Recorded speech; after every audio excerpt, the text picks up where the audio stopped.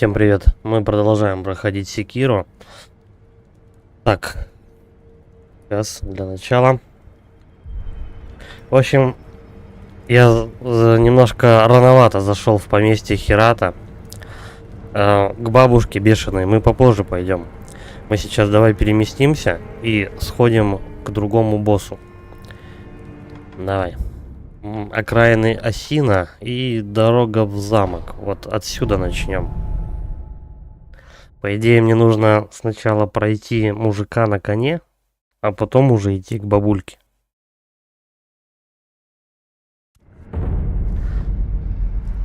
Тогда будет все по фэншую.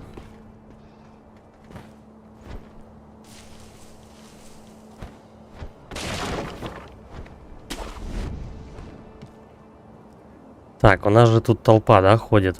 Давай мы немножко... В принципе, я эту же всю толпу уже разбирал, так что смысла нет прямо всех их убивать. Вот примерно отсюда я начну. О, началось. Секретики. Кошелек. Это что? Еще один кошелек. И здесь 3 кошелька, слушай, нашел. Так, они за мной идут? Нет, никого. Хорошо. Ну все, здесь больше, в принципе, нечего искать. Вот здесь какой-то проход. Проверим. О, петухи за мной бегают. Может быть, устроить петушиную бойню? А где они? А, вот, здрасте.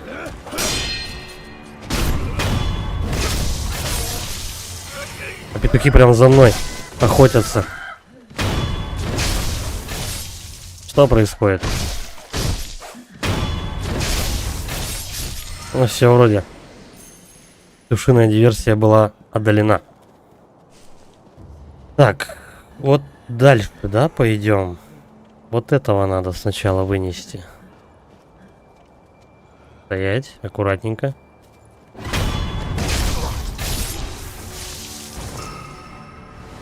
А здесь вот что есть-то? Здесь есть торговец еще. Там на меня охота, кстати, идет. Кто-то шмаляет в меня. А как запрыгнуть сюда? А, я упал. Подожди. Еще раз. Дубль 2. Вот так. И... Может быть, отсюда все-таки забираться? Что ж... Ты зачем прыгаешь-то второй раз?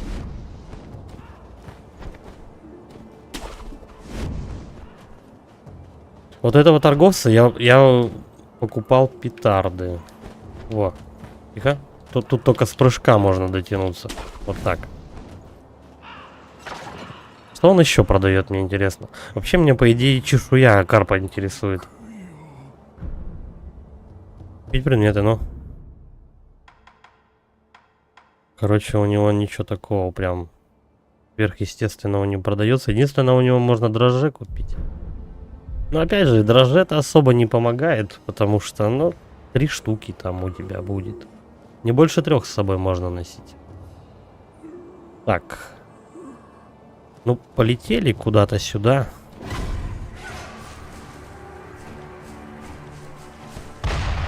А, главное по-быстрому действовать. Оп, отсюда. Вот сюда. Что такое шар трофеев? Опять шар трофеев. Так. Ой, это змеиная чешуя. Ну ничего себе. Железо, кстати. Это для прокачки, по-моему. Вообще, по идее, можно сюда пройти. Но мы не ищем легких путей. Или это обходной просто путь? Да, это обходной путь вот сюда.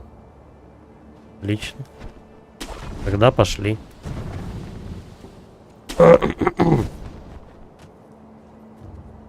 Ну-ка, давай повыше я заберусь, осмотреться надо. Ага, вот этот меня товарищ беспокоит больше всех, наверное. Здорово, тостер. Я что-то совсем на чат это... А чё у тебя боль начинается? Не, чат-то робит, я просто не обращаю на него внимания, я тут в этом процессе. Здорово, Альф. Кондиционер? Кондиционера у меня нету. У нас потому что не такие повышенные высокие температуры. На работе есть кондиционер на станке. Черный порох. Черное вещество, основной ингредиент пороха. Используется для алхимических улучшений протезов, в том числе, что связано со взрывами и оккультными техниками. Даже самому простому типу пороха можно найти массу применений. Короче, это апгрейд. Это апгрейд для этого, для протеза. У нас протез качается с помощью нескольких ингредиентов. Так. Находясь здесь, что вообще можно в принципе сделать? По большому счету, мне надо вот туда пройти.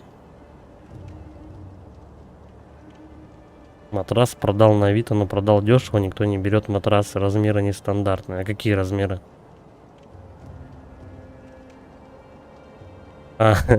Не, пока вроде все нормально. Ну да, боль по-любому в дырка в заднице будет. Дырка в заднице будет. Дырка в заднице уже есть. А я что-то это какого? Ну хочешь, давай я тебе включу чат. Коль так уж настаивает. Давай так.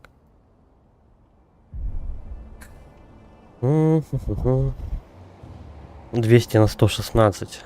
Ну да. Я что-то такие размеры не встречал. На 120 есть. Так, ну давай, короче говоря, вот этих двух ребятишек вынесем, а там посмотрим, что делать.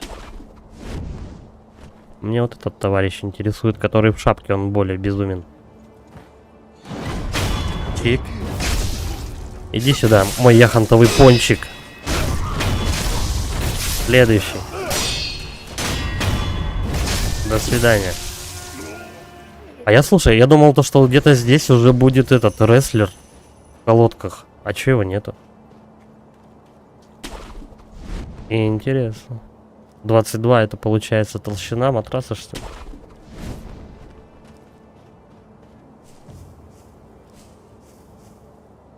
Я тут себе тоже этот какой матрас покупал на двухспальную кровать. Мне его прислали, короче, свернутый в рулон. Он у меня еще сутки настаивался, скажем так. Ну, я понял, 22 толщина.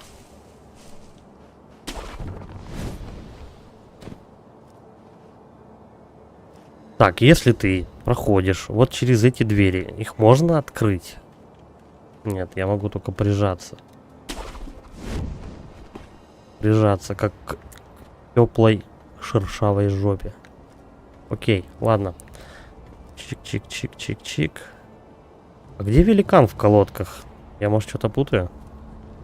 Подожди. Да, только так можно. И не открыть вообще. Ну ладно, дрожжи.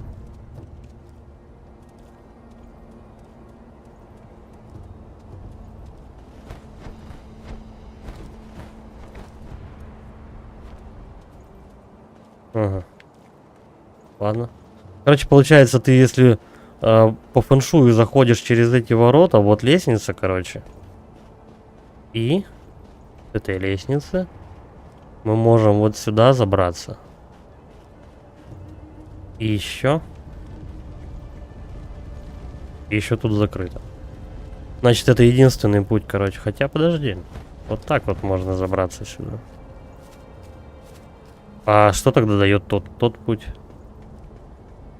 Очень странно.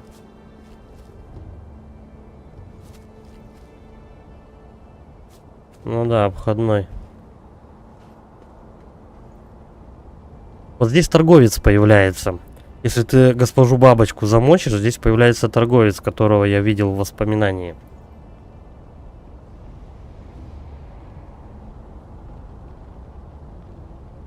Вот я матрас, короче, и кровать двухспальную брал недавно на Майлберрис. Кровать как бы сама по себе пришла, все в порядке, в срок, а матрас что-то задержался почти дней на 5, по-моему. О, петушара. Иди сюда. Кстати, тут костер. Вот, после этого костра, короче, вот у нас мужик там в колодках сидит. Понял, принял.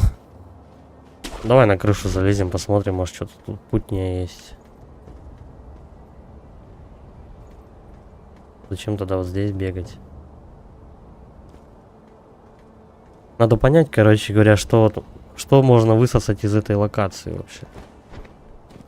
Вон там мужики стоят. А сюда, наверное, не добраться уже. Хотя не факт, возможно.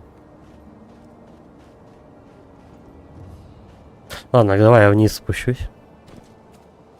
А вот он, торговец, кстати. Но он пока я госпожу бабочку не убил, он мне сейчас ничего не скажет. Дешево продал, никто почему-то не брал на Авито, потому что матрасы Авито редко берут, тем более новый. Ну, просто в целом никому не нужен матрас на Авито, потому что уже кто-то им пользовался. Неизвестно, что ты на этом матрасе делал. Сколько там твоих продуктов жизнедеятельности осталось. Я вас не видел с той самой ночи. Что? Не упомните? О, ясно, вы не помните. Господин, послушайте. Мы ведь с вами раньше того встречались уже. Я тогда был вором. Но те дни в прошлом. Тепереча я честный торговец. Беда только в том, что я на мели. Потому мне нечего продавать. Добрый господин, не одолжите ли мне несколько монет, чтобы мог торговлю наладить? Я для вас что-нибудь полезное припасу, вот увидите. А еще вдобавок я расскажу вам о той ночи. Что скажете? Хорошая сделка? Ну давай, 10 монет, это ерунда. Спасибо, добрый господин. Теперь расскажу.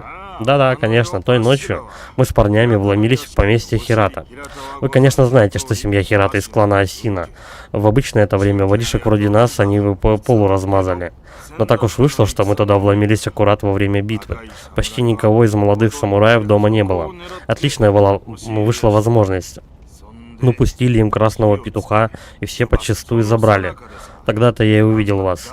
Вы там кое-чего искали, то бишь, так оно мне показалось. Вот и все, что я знаю о той ночи. И у вас сейчас такой же вид, какой был на вашем лице в ту ночь. Вы по-прежнему что-то ищете? Послушайте, добрый господин, за хорошую цену я мог бы рассказать еще кое-чего отдельное. Но не бесплатно, я торговец, сами понимаете. Купить информацию предлагает, падла. Какие-то рабочие. Ну, видимо, уж очень им нужно было. То есть люди, которые занимаются ремонтом квартир, домов. Да, скорее всего, они просто снимают квартиру, им было на чем-то нужно спать, а денег не особо много. 20 цен за информацию. Ну, давай, допустим. Я плачу за информацию. Большое вам спасибо за помощь. Раз вы синоби, я расскажу вам кое-что об инструментах синоби. Что ж, видал я тут трубку, которая, значит, огнем плюется. Когда мы вломились в поместье Хирата, мой дружок стащил такую трубку. Вот так она огнем плюется. Спасибо, я уже взял эту трубку давно. Ну и ладно. Масло дал. Да, в принципе, это масло в поместье Хирата и так дропается. Короче, ничего прям дельного он мне не сказал. Пробудить видение. Ну, давай посмотрим, что там. Этот человек был из Хирата. Я должен почтить его память. Господин Кура. Госпожа Эмма, где другие выжившие из Хирата? Нас осталось очень мало. Понятно. Мне жаль. Нет конца людским попыткам обрести наследие. Эти люди погибли из-за тех, кто преследовал меня. Такого я не хотел. Да, я поставил мод на шмотки. И текстуры, короче. Точнее, там в целом мод, короче, не только на текстуры, он в целом там что-то FPS игры повышает, еще там четкость, что-то такое. Забавный костюмчик, что? А то все в рыжих бегают, почему бы мне в черных не побегать? Так, петуха я тут грохнул, короче говоря. Давай мы сейчас сбегаем на костер и будем смотреть, короче, с чего начинать. Прежде чем великана в колодках лупить, я так полагаю, надо сначала тут все рядышком зачистить, потому что там, возможно... Ой. Там, возможно, могут быть злые дядьки. Я упал. А чё, по-другому как-то нельзя с этого камня-то запрыгнуть? Только так? Да, блядь, урод. Ладно, давай с этих крыш тогда заберемся.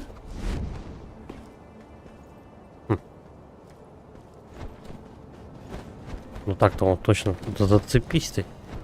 Вот с этим, кстати, по-моему, большая проблема вообще. Он иногда за эти бордюры очень плохо цепляется. Ну, в принципе-то это не особо платформер. Идол резчика. Давай, наверное, чё, сколько у меня денег вообще? 46. Не густо. А навыков? Это что такое опорный прыжок? Это умение Синоби позволяет резко зайти за спину врага, лишенному концентрации. И выполнить смертельный удар сзади, даже не используя скрытность. Да хрен его знает, нужно оно или нет. А вот это что? Удар полуночника.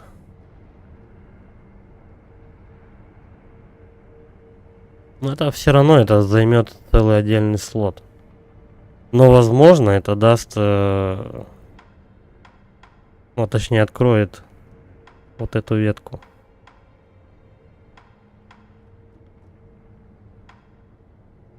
Атака протезом в прыжке. В прыжке, по-моему, он быстрее сюрикенами летает. Буду ли я этим пользоваться? Вот в чем вопрос. Ладно, давай пока покопим, может. Так, а я отдохнул вообще? То это важно.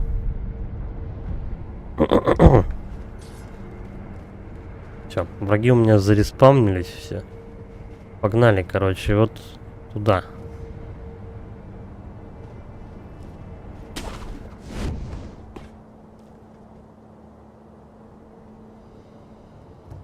Сколько тут человек вообще? Раз.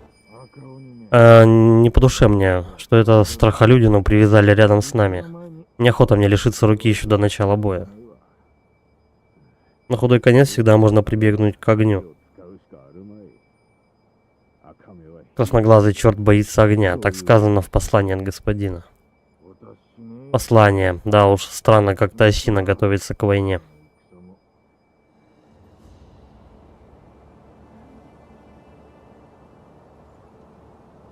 Нет, у меня не стоит блэклист. Иногда YouTube глючит и не все сообщения почему-то присылает, хотя там никакой цензурщины нету вообще. Не знаю почему, с чем связано. Вообще я сегодня перед стримом точно помню, что я ставил сегодня разрешить все комментарии, типа. Ну это, видимо, особенности Ютуба, короче, как обычно. Дрожжи. Кстати, не первый раз такая фигня уже. Люди жалуются, ну тут ничего не поделаешь. Я не знаю, с чем это связано. А тут точно 2 человека. Я что-то сомневаюсь. Подожди. А, это петушара.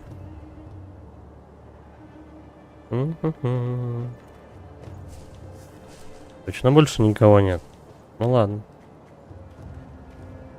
Здрасте. Давай, короче, мы сначала мужика в шапке грохнем. Там посмотрим.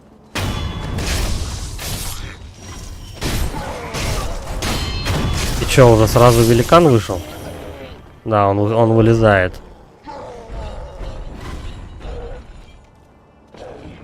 Странно, но тут никого нету. Петарды, короче. Давай попробуем петарды. Я вот эти петарды купил и ни разу еще не пробовал. Вдруг мне повезет.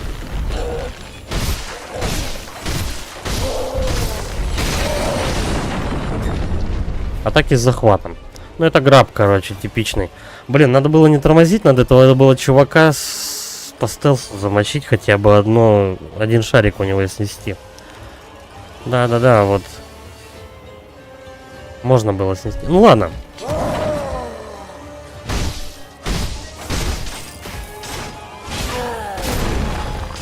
Чё делаю? Ох, как он мне трикача дал.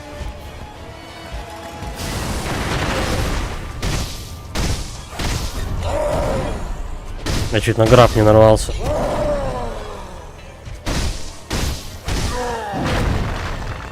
Так, давай-ка, наверное, бахнем. Аккуратно себя ведем, мужчина. Ну, прям рестлинг на канале ТНТ. Ух. Давай, давай, давай, поднимаемся. Топим до талого его.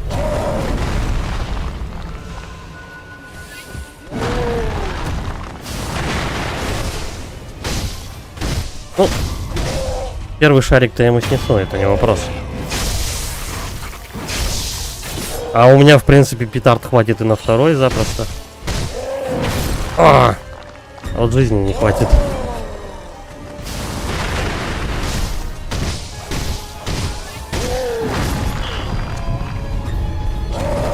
Ой, еще можно воскреснуть, серьезно?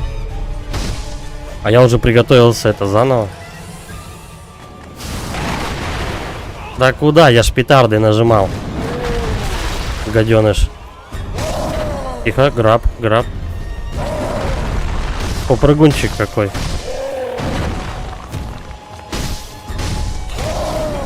Ух. Я хожу по охеренно тонкому льду, кстати.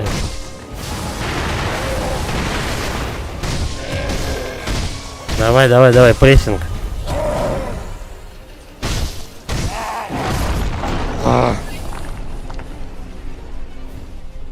Да, я вижу то, что в самый раз. Хотя тебе подсказку дают то, что с огнем надо им бодаться. Нет, нет. Короче, я не совсем понимаю, насколько близко можно к нему стоять вообще.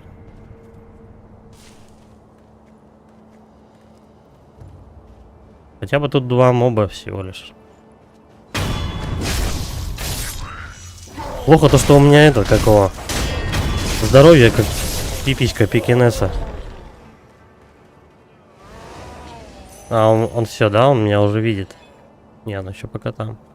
Давай тогда снесем у него полосочку одну.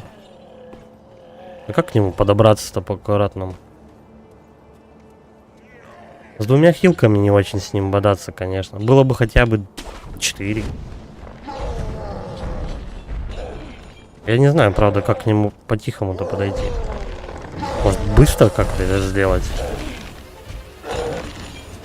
Нет. Почему шарик не загорается?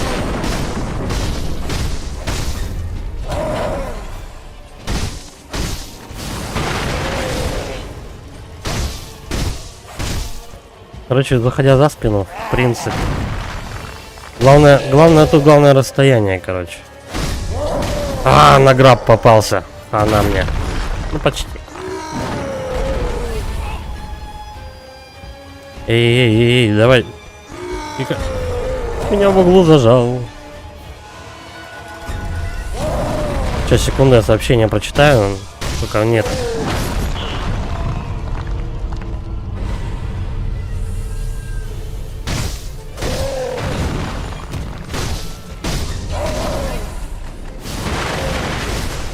Так, ну, первое, да.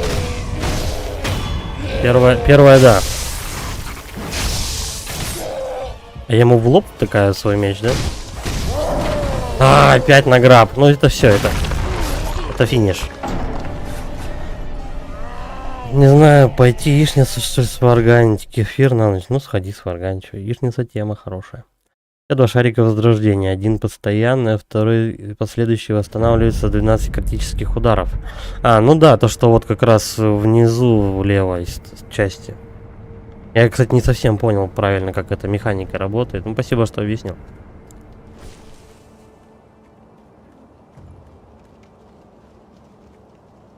Потому что иногда ты можешь трижды возродиться.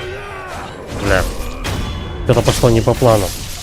Здорово, самурай, тихо. Все, пусть добивает нахер.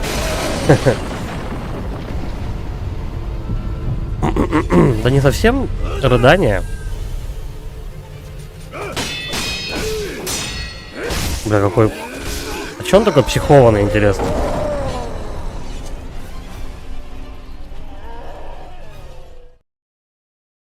Как к этому челу подойти по стелсу?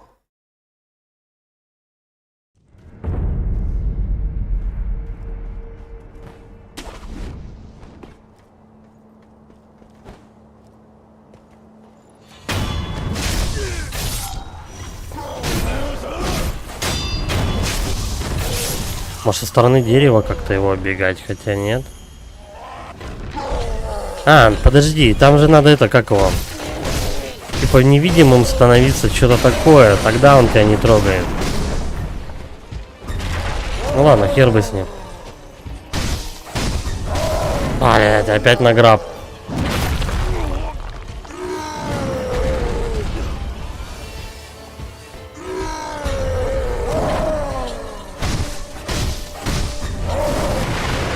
Поздно. Поздно петарды кинул.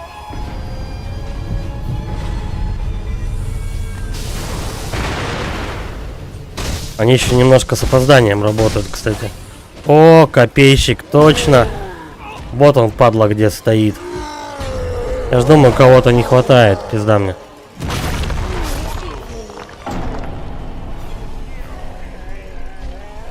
Он ли катана? Ну, круто.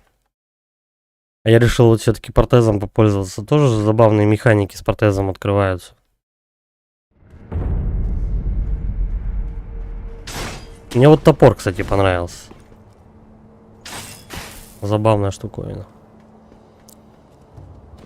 Я, наверное, его, пожалуй, вкачаю как-то.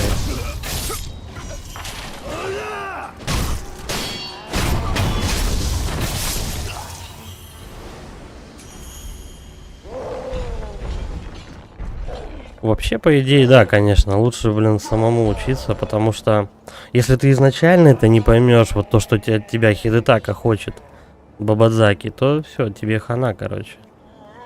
Дальше не вывезешь просто.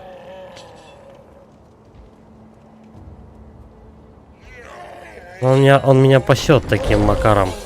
Не, тут только, короче, надо леденец жрать невидимости тогда.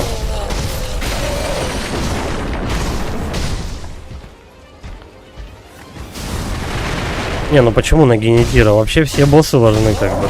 Блядь, опять граб. Нашу мамашу. Не парься, чувак, я сам сдохну. Агришь и убегаешь далеко, но нужно же его прессинговать тоже. У него же сейчас просто этот, как у вас... Ну, подожди. Я только разбираюсь. Я, по сути-то, вообще в Секиро в этом... Второй стрим, и как бы... В целом, я только одного мини-босса замочил. А, нет, двух. Копейщика я в Херате замочил тоже, вне стрима.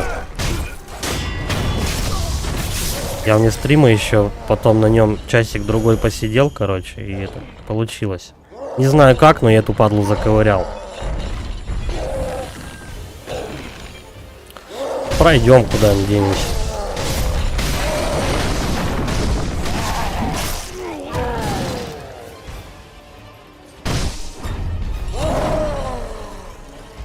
Может его по чуть-чуть вот так вот ковырять? Ну да. Даст он мне чуть-чуть поковырять его. Окей. Ну, короче, петарды топ на этом урода.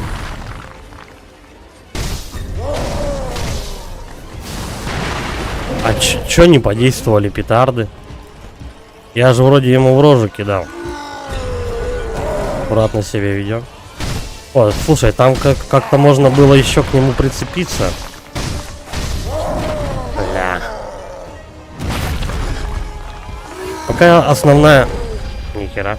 Пока основная моя ошибка то, что он меня на граб ловит. Я не могу понять расстояние, на которое можно к нему подходить так, чтобы его мочить. Ну, в смысле, бить его регулярно. И чтобы он меня не хватал. Вообще, по логике вещей, держись за спиной, да и все. Классика Dark Souls.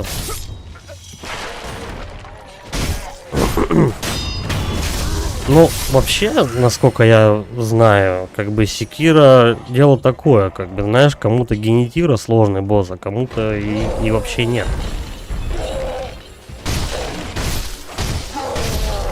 Да, наверное, я пытаюсь в него по максимуму влить, как бы. Тихо. У меня же есть определенный перк, который тоже мне может. Вот, видишь, опять. Вливаю до хера.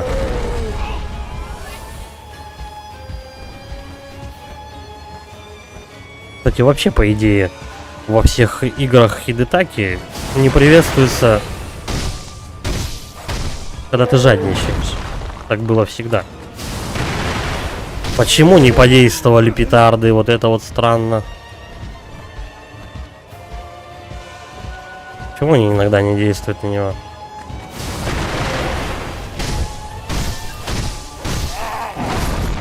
Да. 4 раза, короче. В общем, он дает влить не больше 3 ударов.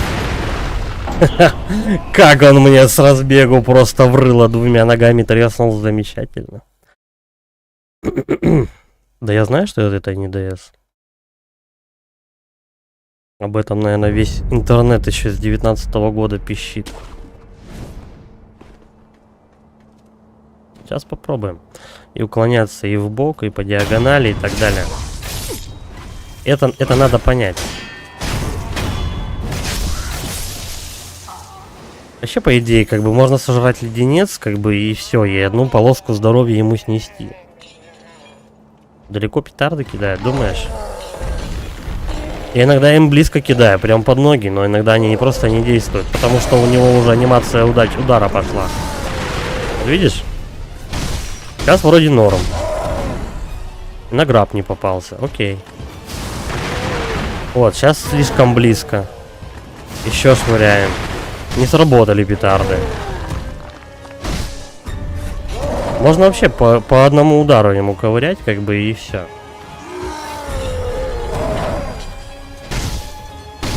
Ну, типа, из разряда, что ты мне сделаешь, я в другом городе.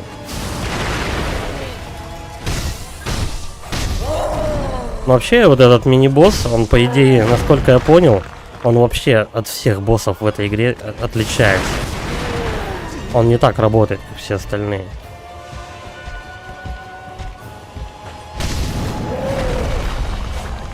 Это типа пост-мета-ирония Хидетаки.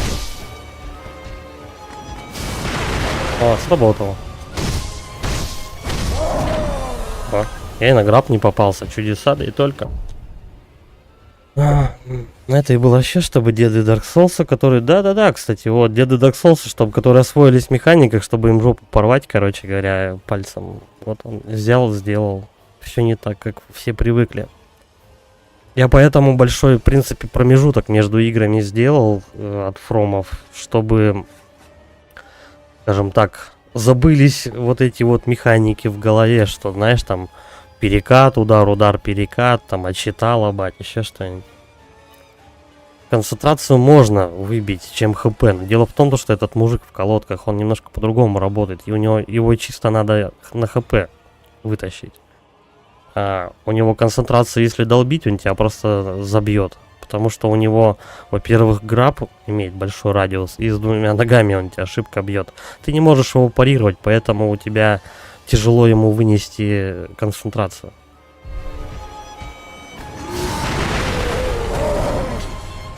Ну-ка, иди сюда, мой яхонтовый.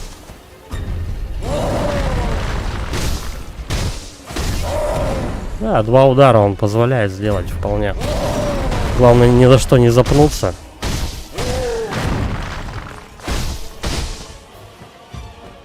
Кстати, этот мини-босс больше похож на боссов вообще в Dark Souls. 2 удара, уворот.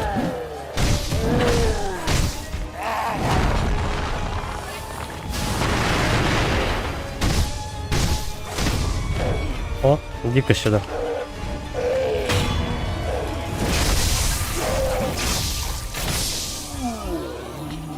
Я, наверное, просто на бодрых щах вот тут его в самом начале пытался его замудохивать. Но надо аккуратненько пинать. Ну, чуть-чуть. Вот типа того, чтобы не допускать. Задолбал. Он меня выкидывать. Так, встаем.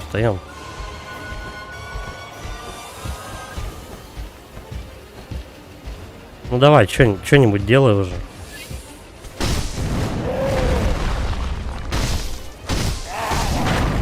Аккуратно. Сучонок поймал все равно. Сколько? Ну. Давай. Половина осталась.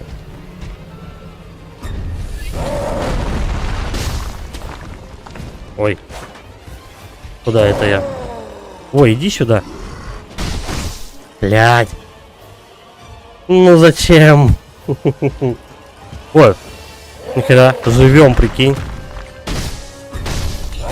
Есть же в игре замечательная механика оживляться, если ты упал в пропасть. Правда, жить мне 2 понедельника.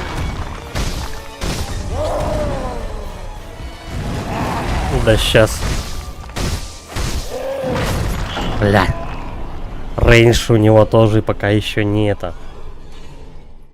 Бабочка, вступительный экзамен. Вот я потом, после Аниба, Гёбу Онива, да? Я вот после Анива, короче, к бабушке этой пойду. Бабушке. Будем пенсионную реформу в действии показывать.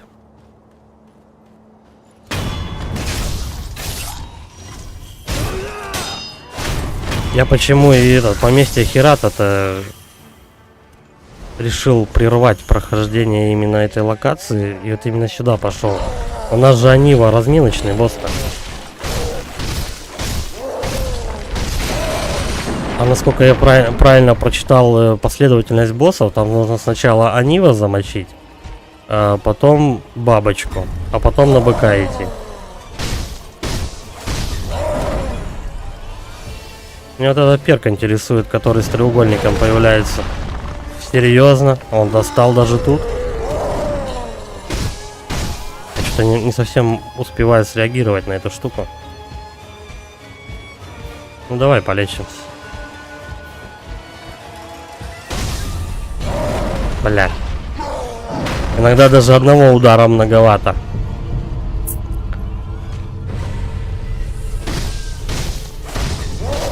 О, все, хана. До свидания.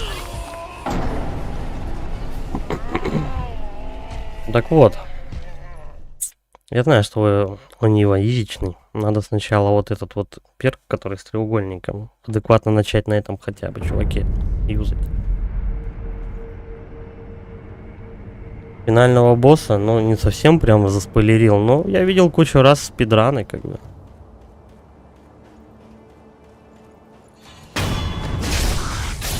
Я вот сегодня смотрел спидран, мужик за 39 минут секира проходит. Удивительные пряморукости товарищи, конечно.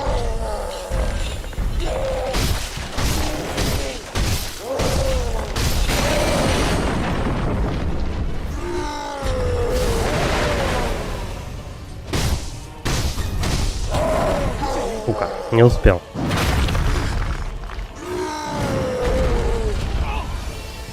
Но кидает он вообще от души, конечно. От души душевной.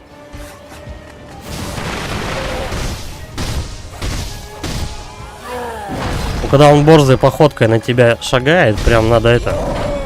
Надо юзать петарды. Бля, вот сейчас был треугольник. Ух, вынес. Видишь, кому-то генетира самый сложный, а ласт последний босс типа нормальный. Кому-то наоборот. Короче, походу это индивидуальная вся штука. Ну вот у меня, к примеру, как в третьем Dark Souls было. Я убил уже финального босса, предфинального босса, но Медира так и не прошел. Я на Медире 7 часов сидел. Странно.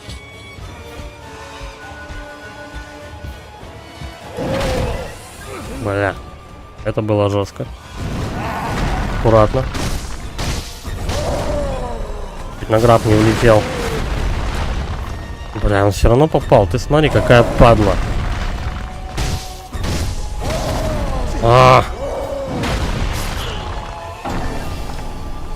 Это уже вторая смерть. Отстой.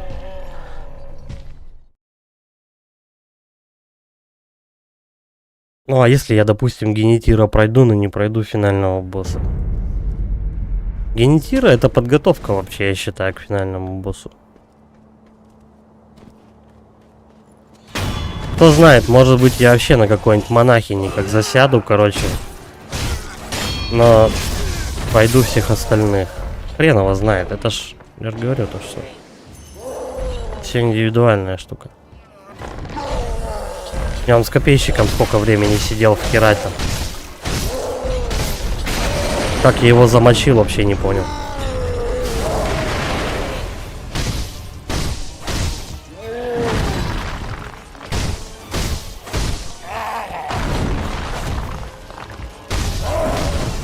Я ублюдка этого паттерна тоже выучу. Может тоже получится пройти его адекватно.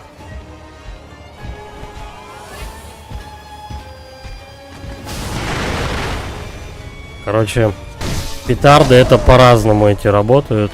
Так повезет чисто. Ой, иди-ка сюда.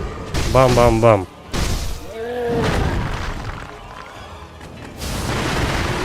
Не сработало.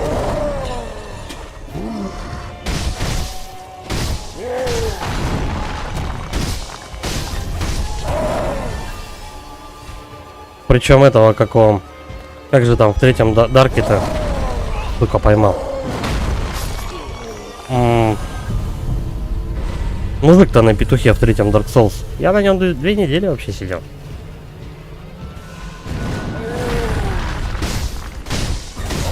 И причем, сколько гайдов не пересмотрел, короче, я его заковырял просто этим. Я его заковырял с лука. Так что, походу, это все вообще все индивидуальная тема. Аля.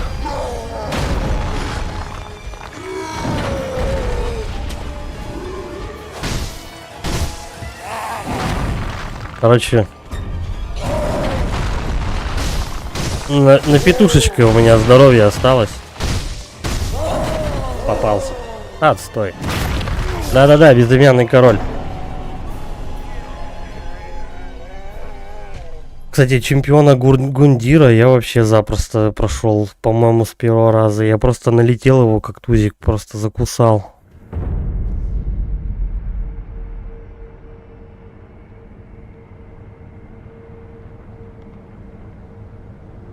Призрачная монахиня. У нее, кстати, у всех тоже есть. А я вот не знаю, как мне секира даст. Вот мне это интересно. Я ее до последнего берег, скажем так. Самое вот такое, что больше всего мне легче всего удалось из Souls-лайков, это Bloodborne. Она почему-то мне показалась очень казуальной. А самым сложным показался третий Dark Souls. Хотя все говорят, что первый сложнее.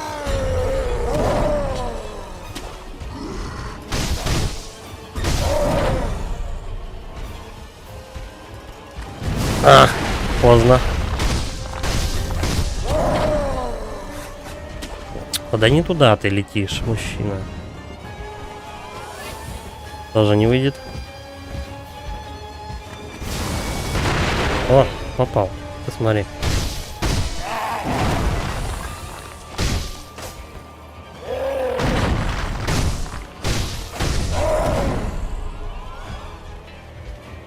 Короче, этот треугольник, походу, блин, рандомно как-то загорается. Но он прям в жопе ульту какую-то для меня копит. Тогда нужно так делать. Бля, вот опять. Ах ты, падла, дотянулся. Ты смотри, какая дрянь.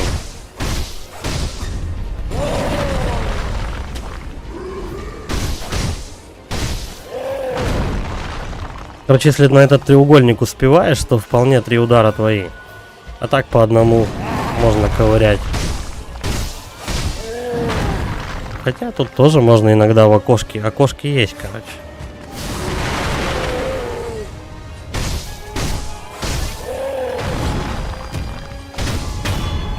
Ничего, пусть не сразу, но я его сделаю.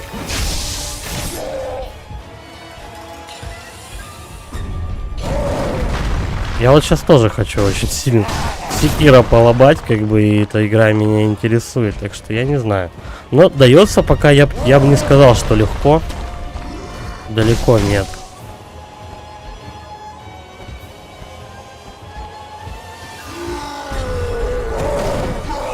Падла. По большому-то счету, что я за прошлый стрим прошел 1,5 мини-босса. Все. Жадничаю, жаднич.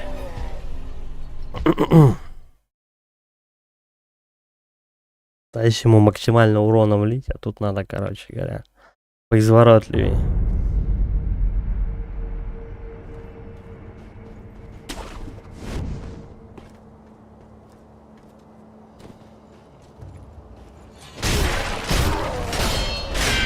Да ладно. Ну, так вот, я вижу, что я жадничаю. Но я что-то ничего не могу с собой пока поделать.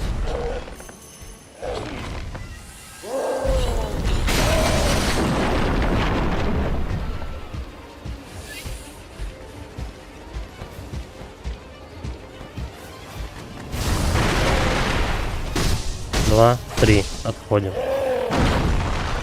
Раз, два, отходим. Ритм держим. Бам.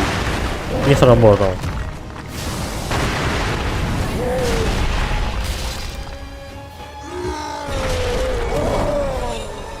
Раз, два, три. Но я был, кстати, это, на грани. Он бы мог попасть. Раз, два, отходим. Раз, отходим. Ну...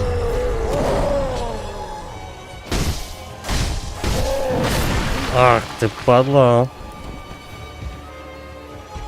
Ну все, он пошел, давай зажигать. Раз, два, три, отходим. Бля, надо было не лечиться, а лететь к нему на всех парах. Ладно. Походу это далеко не первый трай.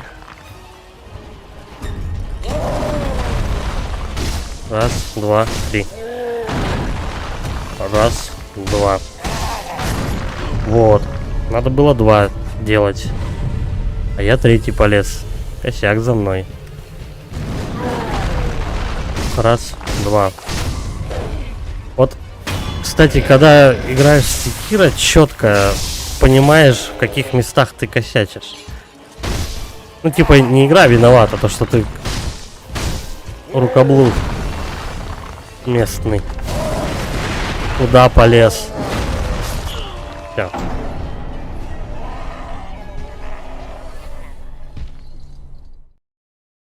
Нужно свою текстурку между забором и его спиной вставить, и вроде надо просто по стелсу к нему подкрадываться.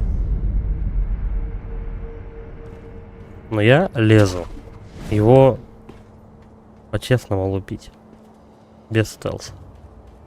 К нему вот так вот первую жизнь можно снести. И леденцы как бы на это есть.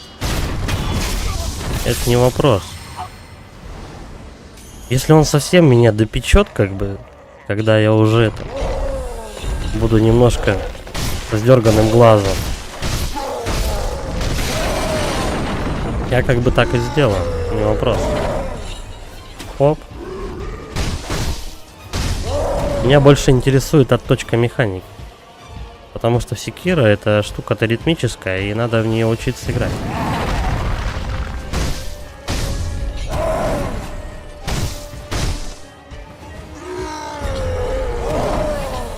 Оп. Видишь, уже как-то получше все-таки, ну, более складно это все получается. Теперь надо, скажем так, мозгом воедино все собрать, чтобы все вышло чин-чинарем. Странно, он даже меня на граб не поймал.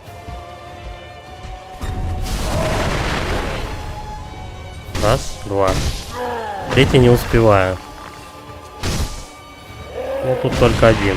Раз, два, 3. Ну, кстати, рискованно было сейчас. Вот он идет на меня, ульту купит. Ну или типа того. На стамину этого урода не возьмешь. Иди сюда.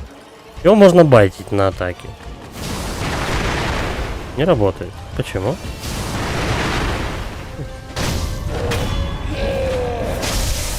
Сейчас сделаем.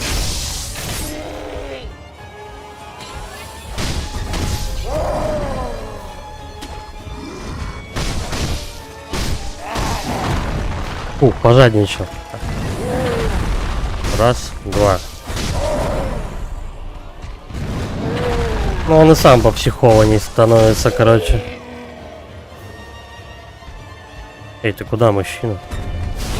Кажется, вы меня про меня немножко забыли. Да, был треугольничек.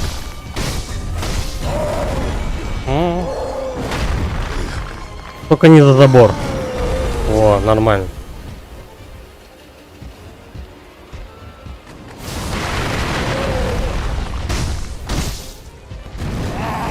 Так, аккуратно себя ведем. Да, почему бы нет?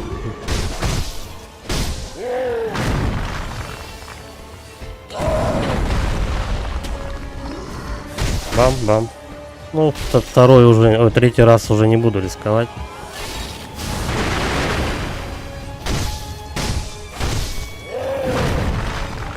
Раз, два. Вот, главное не переборщить. Потому что он очень это как его на втором куске своей жизни. Он пытается иногда чуть быстрее атаки делать.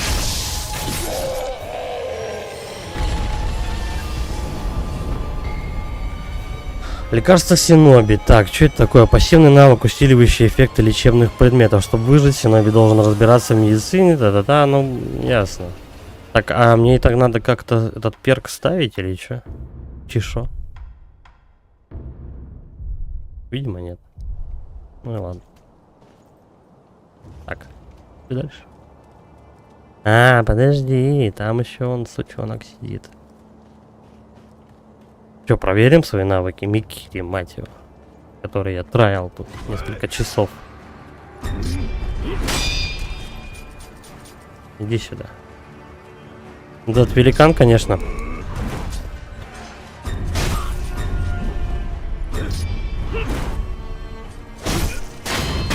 Что-то не давал он мне как-то окошки Микири свою поюзать. Ну ничего, игра на мне еще отыграется. От богатства. Спасибо. А ничего нет еще. И снова. Да, нет тут ни хера. По логике вещей эта дверь должна открываться, нет? Нет. Ну тут все двери заколочены.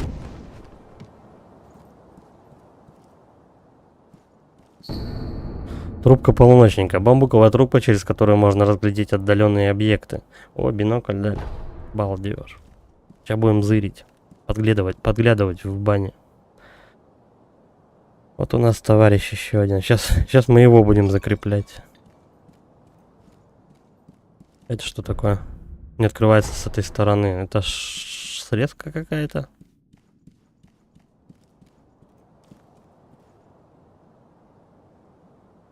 Я теперь хочу туда забраться. Я пока не понимаю, как это сделать.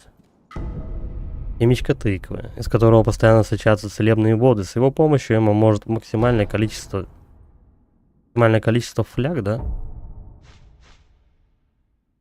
Ну-ка. Где тут семечки тыквы? Да, вот этот леденец можно было жрать, короче говоря, и спокойно подбираться по стелсу к этому инвалиду в лодках. А где семечко-то?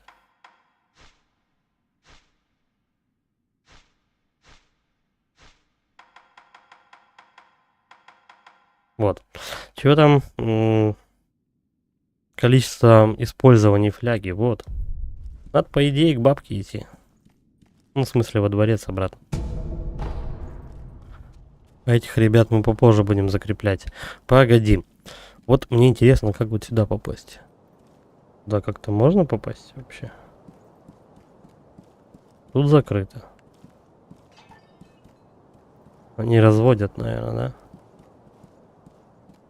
Это так еще тот жук. Может, с обратной стороны как-то. Вон там проход.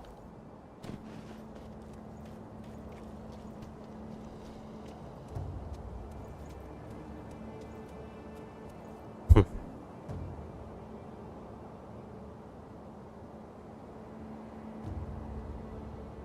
Если бы забраться на крышу, то было бы проще, конечно, но что-то я вот не вижу вообще этого момента, где можно залезть адекватно сюда. Ладно. Давай сейчас переместимся, сохранимся, короче, прокачаемся и пойдем на следующего военачальника.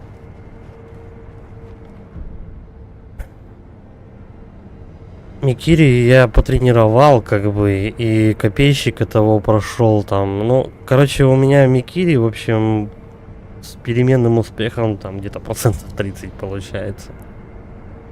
Но это важная штука, я в курсе. Посмотрим. Может, потом еще как-то его. Ну, вот на тренировочном мобе Микири получается вообще без осечек. Но когда встретился мне этот копейщик в Хирата поместье, было жестко. Он странный, я не понял его. Я ждала вас. Есть успехи. Да, я кое-что узнала. Источник драконьего поветрия скверно в вашей крови. Что вызывает скверну? Запас особой силы в крови ограничен. Представьте, что вы израсходовали его полностью. И снова пытаетесь воскреснуть. Воскрешение все равно произойдет, но сила для него будет взята из другого источника. У тех, кто болен драконьим поветрием, думаю, да. Значит, те, у кого драконье поветрие, лишились жизненной силы, присущей всем людям, и составляющей основу их человеческой природы. Их кровь тоже наполнилась скверной. Можно ли это вылечить?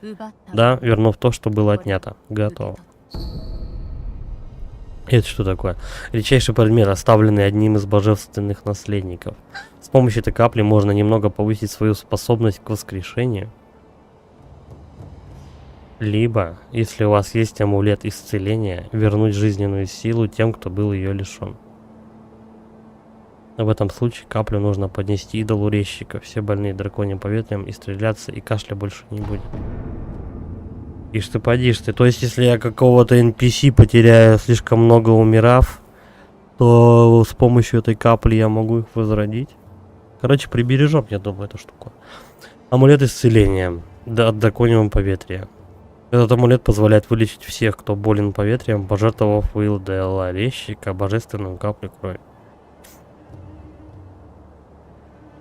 Никогда не понял, а зачем мне и амулет дали, и слезу, если они по сути вроде как одно и то же. Ну ладно, хотя бы у меня ее не заберут. Обладая амулетом исцеления, можно вылечить всех больных драконьим поветрием с помощью идолорезчика. Вы сможете исцелить всех, кто заражен драконьим поветрием, потратив божественную каплю крови. Это уберет все знаки поветрия, и ваши шансы на получение невидимой помощи станут прежними. Да ну, это надо точно знать, то, что ты в следующий раз не проиграешь, и тогда эту каплю юзать. Такое себе. Так, подожди, у меня же семечко тыквы есть. Я видел в том видении тебя и господина Куро. В видении? Да. Где сейчас господин Куро? Его держат неподалеку от главной башни замка Асина. Но ворота замка заперты. Понятно, сука. Хорошо, что вы пришли, господин Волк. Да, давай, семечко. У меня теперь 3 фляги. Вау! Чего? А где фляга? Она мне качество этих фляг, что ли, повысила? А чем тогда прокачивать фляги? Количество их. Так, это вообще не то.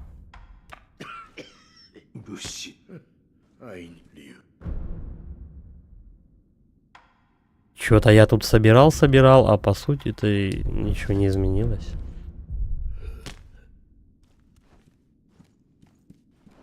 Я думал, пройденный этот рестлер что-то добавит мне.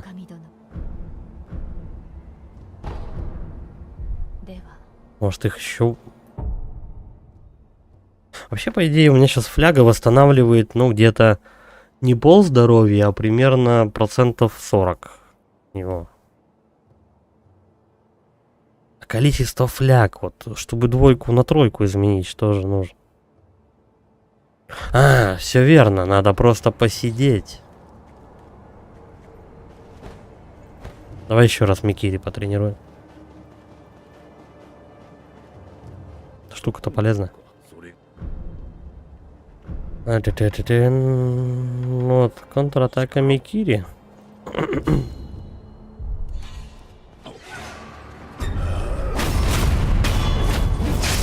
Все, как бы, оно без проблем. Мода.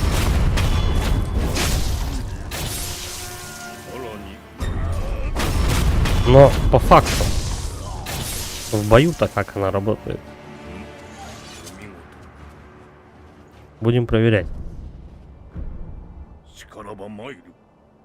Что я сделал?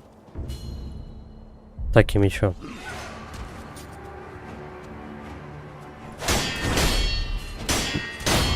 Я случайно другую обучалку запустил.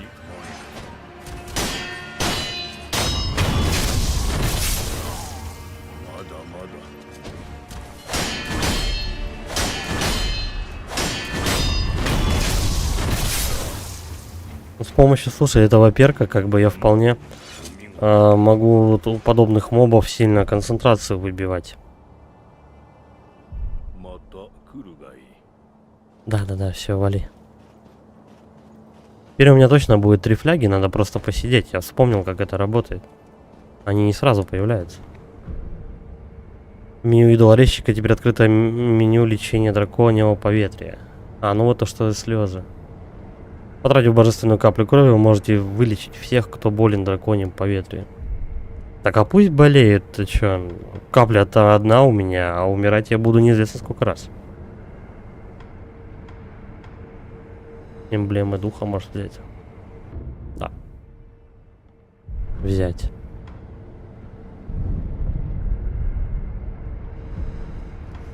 Мне еще одну бусину отчеток, и у меня немножко увеличится хп.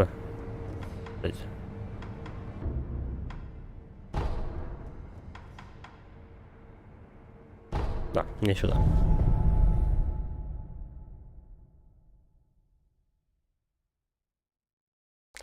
Сейчас в округе нужно будет всех мелких мобов вынести. И потом справляться с большим.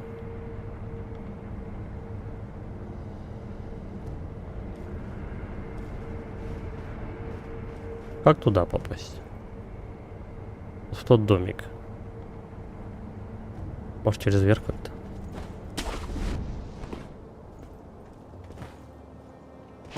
Здравствуйте, мужчины. Ну давай их тоже грохнем. Че, мне деньги лишние, что ли? Иди сюда.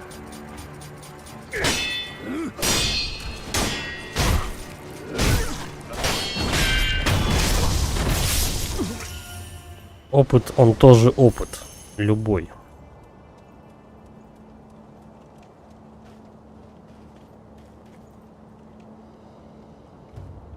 Что-то, правда, я не знаю, как туда попасть. Так, давай хоть осмотримся, с чего, с какого. Ага.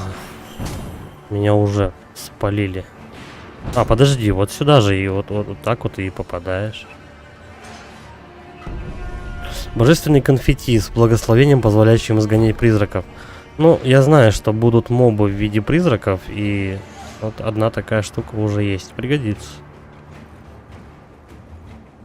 И такое вернитесь, если вам дорога жизнь, нельзя обезглавить безголового. Наши мечи и пики не дали результата. А зачем меня так заранее предупреждают об этом? По-моему, до безголовых ребят вообще еще очень далеко.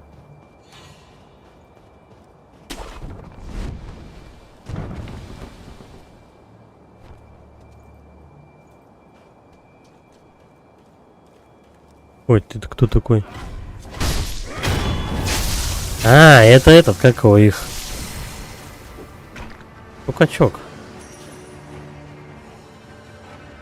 Сколько их тут? Раз, два, три. 5.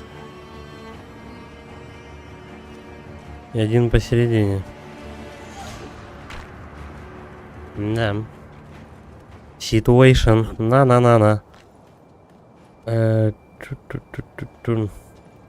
Как-то более по-залихвастски надо учиться их выносить. Потому что к этому дядьке я еще чувствую побегаю.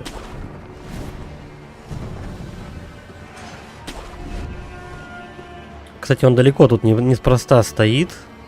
Это, скажем так, для закрепления того самого результата. А, я тут был. Который самый-самый первый мини-босс тебе попадается по дороге. Вот он как раз для закрепления этого момента находится здесь. Еще вот один такой. Хидетака же любит у нас по 2, по 3 босса рядышком ставить. Божественные конфетти так защищают от статус эффекта страх. Страх это... А, ну это, короче говоря, накладывают, да? Я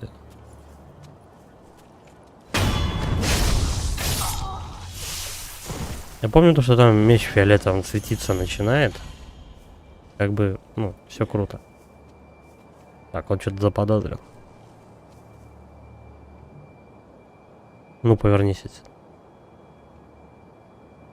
Охраняй своего этого начальника. О.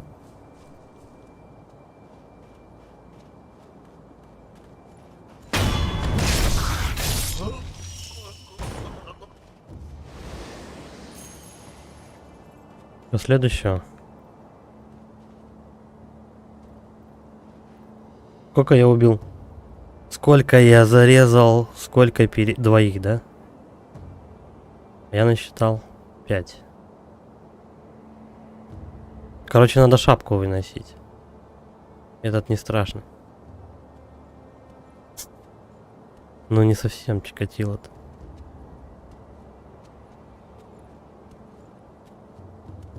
Чё, куда он ходит? Короче, Склифосовский.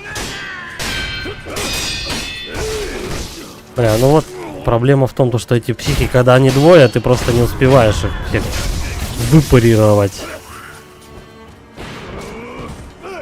Не, понесся замес ненужный мне. Еще печально, то что там мужчина в меня стреляет. Где он вообще?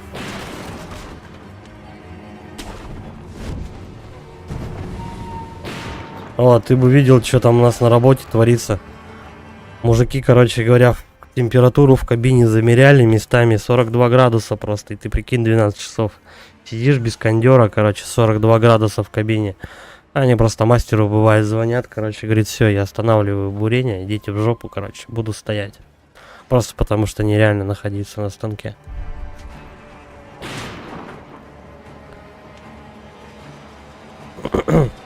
Но у нас, вот лично на моем станке, на котором я работаю, вот там есть кондиционер, он работает, но не всегда хорошо помогает, потому что на крыше станка есть этот, как его, есть окошко. И у тебя, получается, прямые лучи в определенные часы суток. Прямые лучи солнца прям туда херачат. И кондиционер просто, ну, как бы без толку, он тебе по кабине гоняет, короче, теплый воздух и все.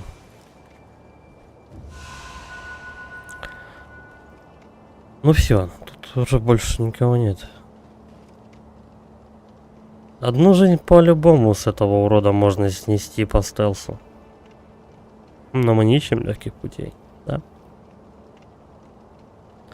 Нет, дома у меня нету кондиционера. Да зачем он мне нужен? Вот июль месяц, да, а у нас сегодня, по-моему, утром была температура что-то градусов 8. И дубак. Я же северный. У нас лето-то 1 месяц в году. Остальное ближе к весне, либо полувесна, либо полуосень, короче. Вообще печально. Да, нам обогреватели нужнее. Я согласен с тобой.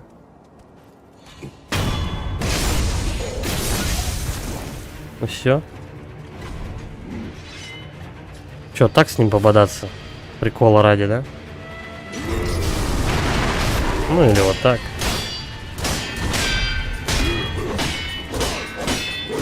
Я псих какой. А, тут подпрыгивать надо. А я ему микири луплю. Ну иди сюда.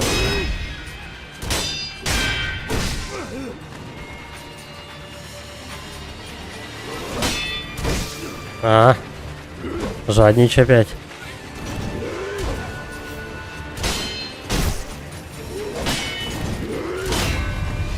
Ох, как он меня вынес.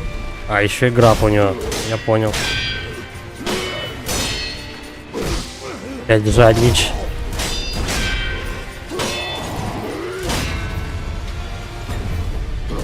Короче, надо это... остерегаться вот этих делов.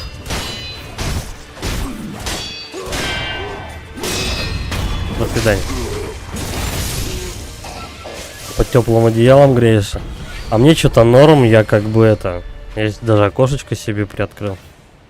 Вообще, для меня комфортная температура — это температура, наверное, подвального помещения. Я тогда себя адекватно чувствую. Когда вот дама моего сердца дома находится, она там двумя одеялами может укрыться, а я себе вентилятор еще до трусов раздевшись включаю. Я, наверное, просто привык к дубаку. Вот и все. Так. У меня есть 4 бусины. И до хера амбиций. Как вариант, короче, либо идти вперед. Да, вот сюда. У нас же там этот Гёба Анива. Либо вернуться назад, прокачаться. Я вот не знаю, у меня перед ним будет ли возможность. Ну, типа, будет ли костер впереди, перед боссом? Не знаю. Костер рядом? Отлично. Надо выжить только. В Сибири навряд ли сейчас плюс 35 градусов. Ну вот я, допустим, смотрел как-то, вот странная температура в Якутии бывает. Типа зимой там минус 35, а днем... Ой, тут днем, блядь. Летом там 30-ник запросто вообще. Вот болеть летом вообще отстойная херня. У меня тут на работе тоже как-то было дело продуло. Ходил непонятно, то ли... А, вот он костер. Непонятно, то ли температура, то ли еще что-то какое-то, знаешь, пососное недомогание. Но на работу, естественно, ты готов. Хоть нас там юзают чуть ли... Ну, не чуть ли, нам проверяя сетчатку даже глаза, как бы. В наркотическом ты опьянении или нет.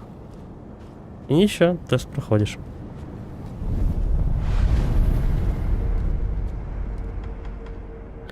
Наверное, на работу можно будет не ходить, только если у тебя этот, как его, копье из спины мешает залезать в кабину. Что такое шипело? Меня какая-то падла травит. А кто это? Эй, ты чьих будешь-то? Какая-то ящерка.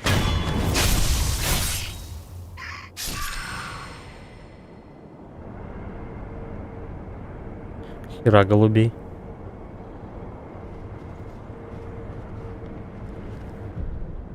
Так, ладно, давай переместиться. Храм разрушу. Сейчас мы качнемся. 4 бусины, что я зря собирал. В жару, шаурму. Не, ну если у них там этот...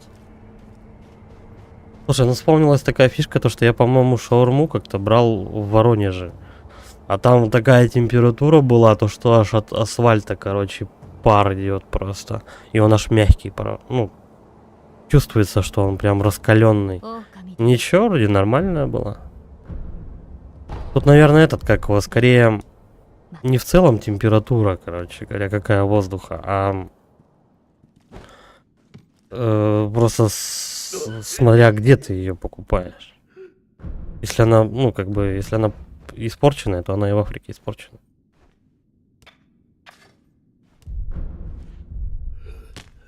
Подожди. А куда эти семечки-то? Не семечки, что там, бусины? Их надо кому-то отдавать? Или возле костра? А, вот, улучшение выносливости. А подавление скверны, это израсходует у меня вот эти божественные слезы. Вот, 4 бусины четок. Первые молитвенные четки, нанизанные на нитку и поднесенные идолу резчика бусины. Повышают максимальный запас жизни и концентрации. Четки из таких бусин популярны среди могучих воинов. Ярость воинов Асина известна по всей Японии. Особенно прославлены их военачальники, все до последнего мастера стиля меча Асина. Ну да, слушай, хпшечка поднялась. Вы стали выносливы, запас жизни и концентрации увеличен. Я хочу 508 таких бусин. Арабы пьют горячий чай в пустыне, когда жарко, чтобы подровнять свою температуру с окружающей. Да, и они еще, кстати, в теплые одежды закутываются, чтобы они сохраняли как в термосе температуру. Я пробовал так делать на станке, горячий чай отстой. Ты просто умираешь там еще больше. У тебя просто как бы, ну, еще больше просто пота течет. Хотя, в принципе, и воду смыть бессмысленно пить в таких ситуациях.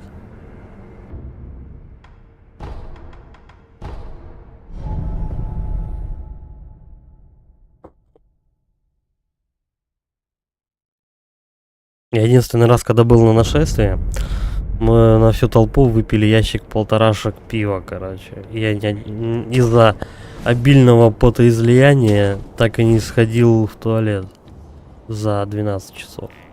Хотя обычно от пивасика поссать-то хочется.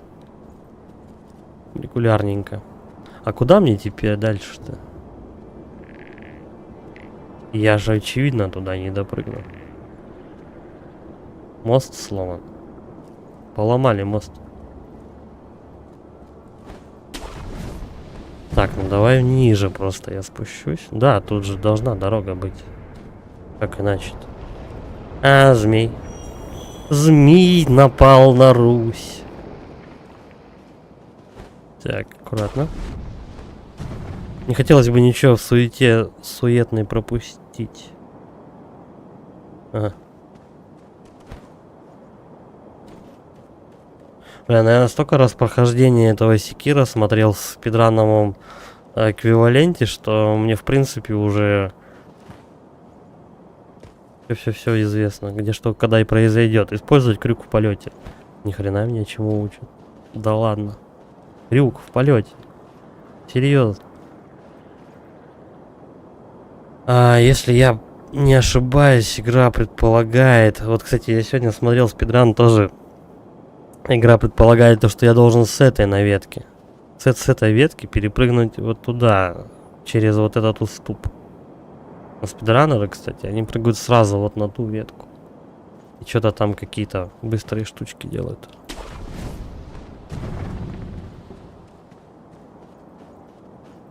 Да ладно, пойдем потихонечку. Кстати. Тут только чисто прижаться. Окей. Прижимаемся.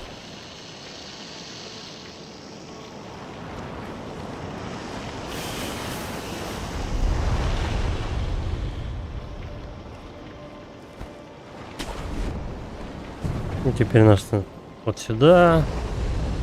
Тут поочковать, посидеть. Надо еще ниже, вот туда идти.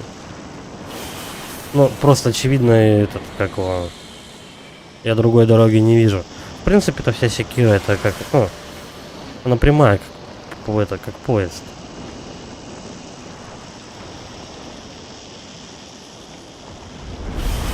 В этом плане Бабадзаки не очень-то далеко ушел от этого, от третьего Дарка. Но мне понравились локации. Вот, наверное, больше всего меня первый Dark Souls взял своими локациями, наверное. Так, а чё, она уходить-то будет? Нет отсюда? Ой, ладно. Ой, все. Нет у меня времени её перебонькать, ждать. Вай, боюсь. А куда мне? В какую сторону? Хотя, в принципе, уже можно не торопиться. Зачем-то тут можно пройти. Не торопиться.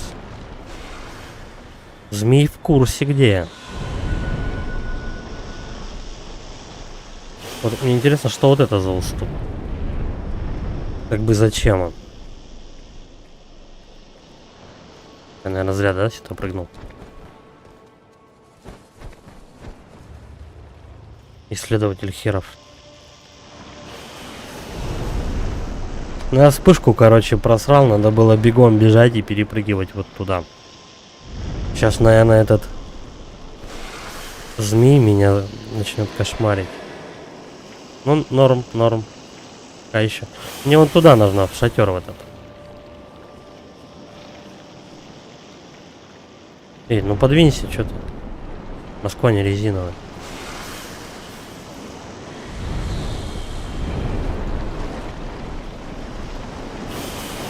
Пойдет.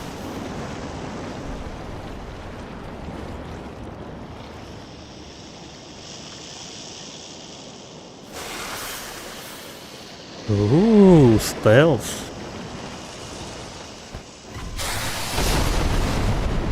Не получилось. А все, наверное, да? Уже и этот. Уже и не получится. Или получится? А, вот, да. Он как раз вырит на меня.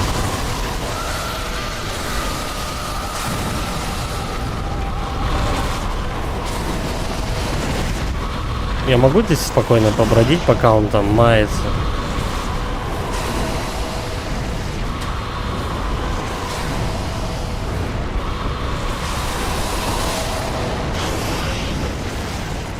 Да сейчас.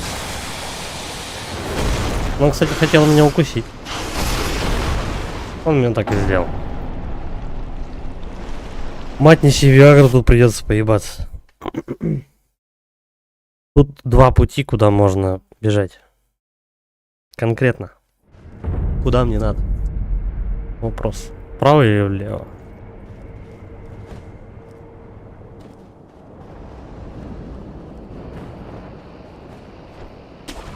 Шли, короче, куда-нибудь. А я вот не помню. Собранные предметы уже, ну, как бы повторно собирать не надо. Понял, принял. Жух. Я, наверное, тороплюсь, да?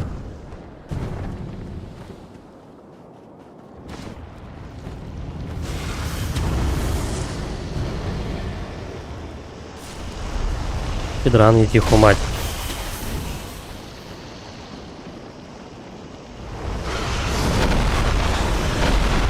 Так, а отсюда? Вот. Вот сюда. Оп. Дальше топим. Сюда. Чик-чик. Ну, змея по скрипту будет здесь находиться, как бы ты быстро не пробежал, как бы.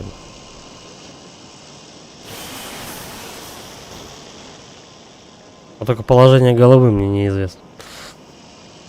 Проходить-то можно вот сюда идти, вот в ту сторону, а можно и вот сюда подниматься. Но вот здесь замануха какая-то лежит. Нужно ли мне ее брать? Надо проверить.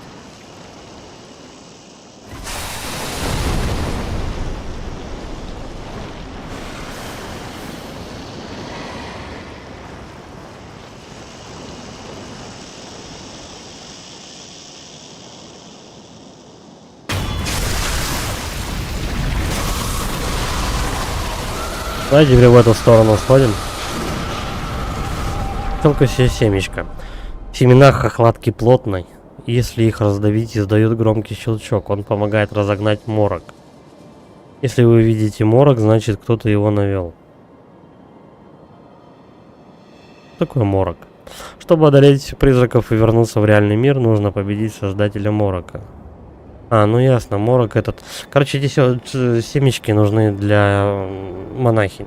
Призрачных. Все, я понял, короче, в какую именно сторону. Там тупик. Эй.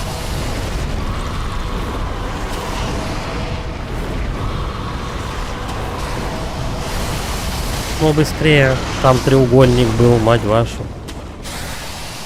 Все. Все равно она меня чуть-чуть за жопку укусила. Поделать, излишки производства. Бахнуть или нет? Не, я не буду тратить. А то еще умирать.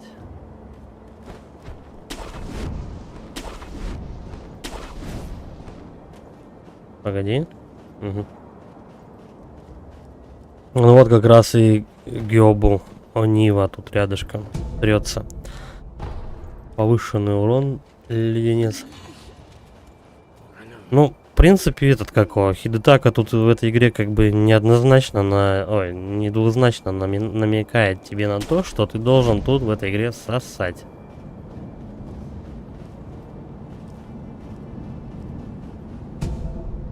Да, опять леденцы раздают. Так диабет может случиться, я серьезно.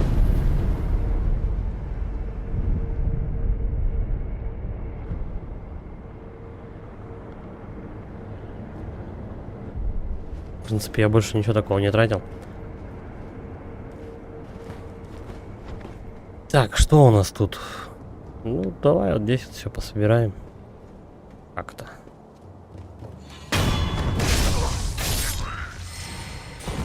Смотри, сигнальный дым от ворот замка. Это господин Гёбу. Да, это точно демон Гёбу.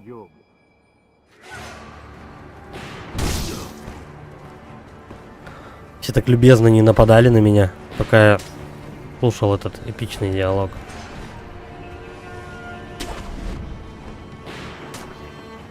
Ой, слушай, там жирный ходит. Прикол.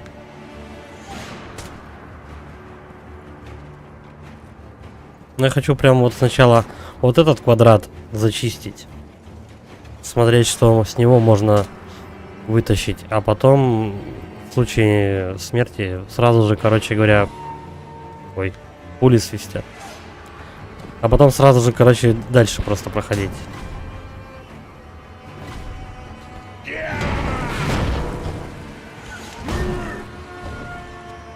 Все равно я спалился, правильно?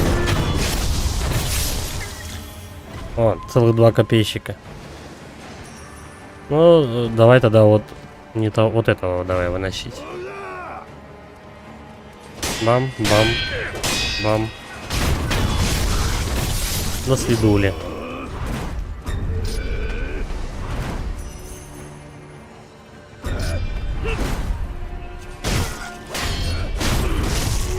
Бля.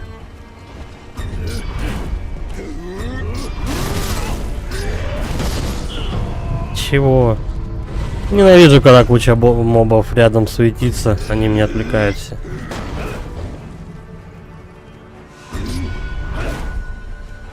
Давай, вот иди сюда. Мне Микири интересует.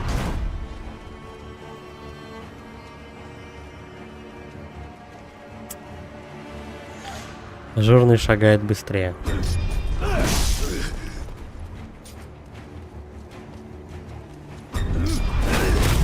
О, наконец.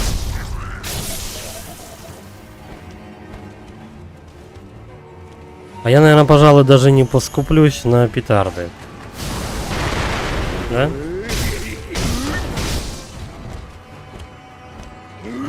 Хера у него замах.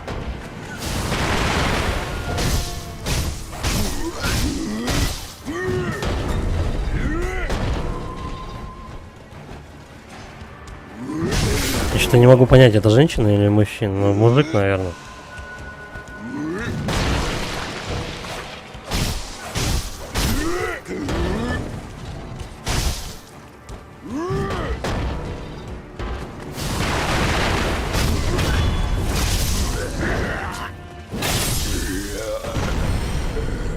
Ну все, в принципе. В этом участке можно дальше не париться.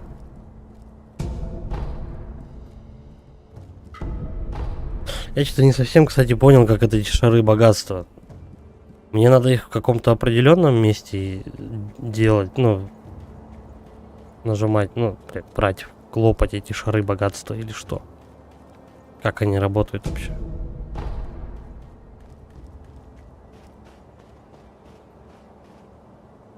Так, наверное, воспоминания глянем.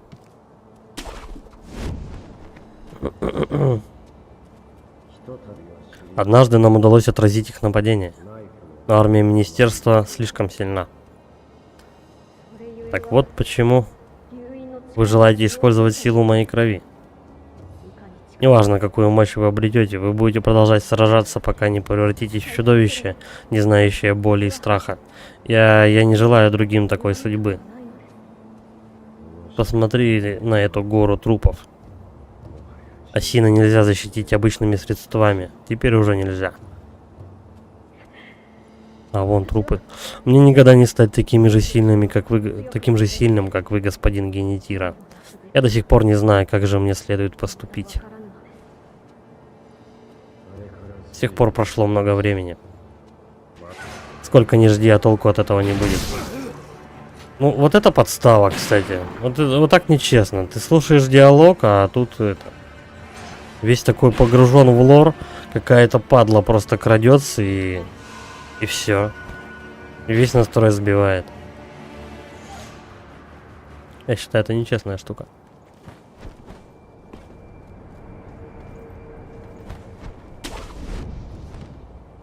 Кто стрелял? Он там дальше, да, сидит? Подожди. Сдается мне вот здесь вот этот чел. Ну-ка. Хокаги. Бедный мой конь. Он испугался взрыва петарды. А теперь он мертв. Мертв.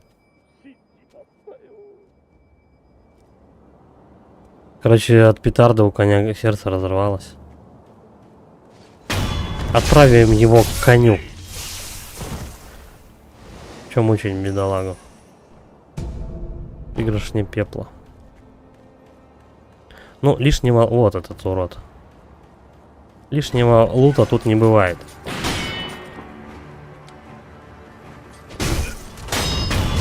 Вот такая падла. Он мне не дал дослушать диалог. Его можно, наверное, возобновить по-любому. Ай, ладно. Я думаю, то, что я практически полностью его послушал.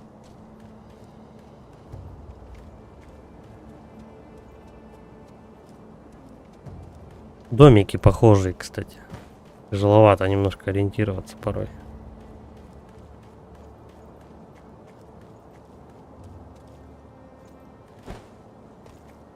Че, не хочет, да?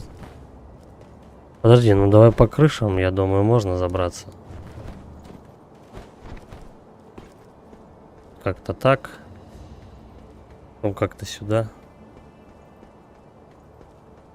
Я, правда, не знаю, зачем я иду. А, ну и все. Путешествие не удалось. Короче, пошли вот как-нибудь так пройдем. О. 5 конфет. Вторая дверь уже встречается, которую нельзя открыть с этой стороны. Мне, скорее всего, наверх этой крыши. Вот не вот этой крыши, а другой. Бля, там вот был зацеп. Вот и босс. А у нас ничего нету больше. Побрать. Там... Что-нибудь.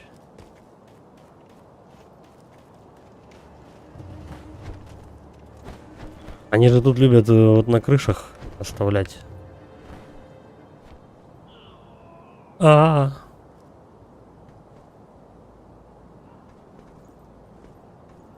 Ну ладно, короче говоря, где босс-то я понял. Наверное, и перед ним тоже ничего такого и нет.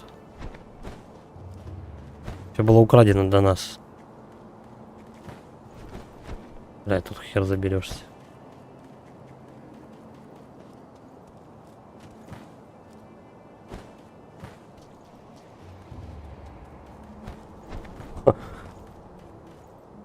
Чела как развернула-то, а?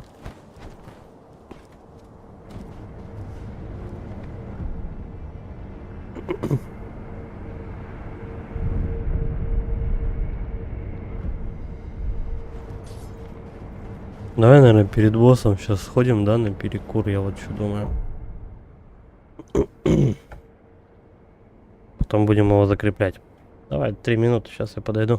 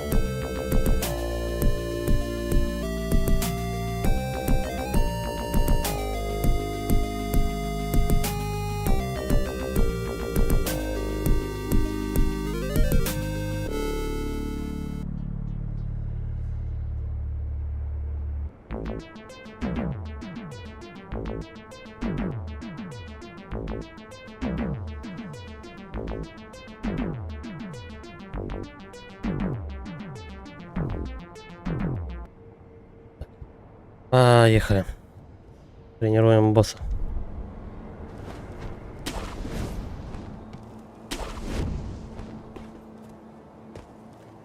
Блин, надо для начала, я думаю, научиться к нему быстро бегать.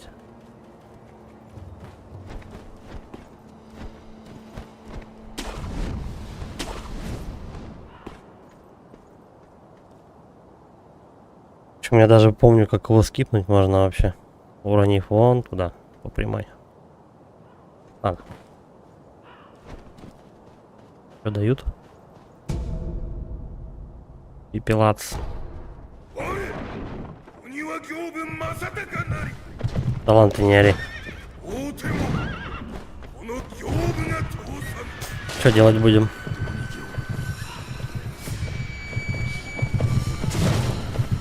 Угу.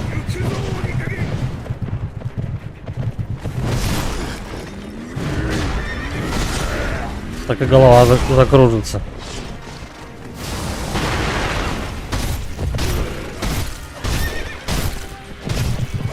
О, как я ему по жопе надавал, блин. Надо было не водку пить. Надо было к нему лететь, вот так.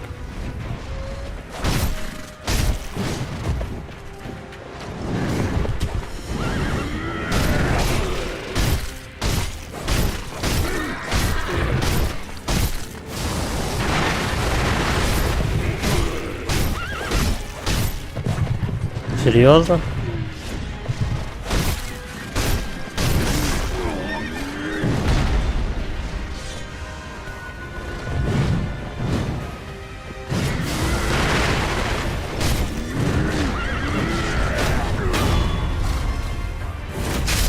Окей.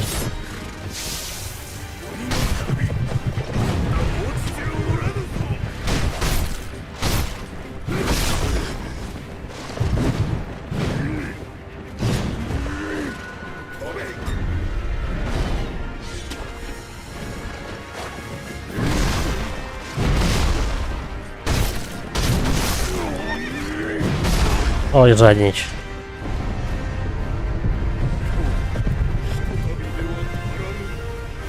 Где он? А, вот.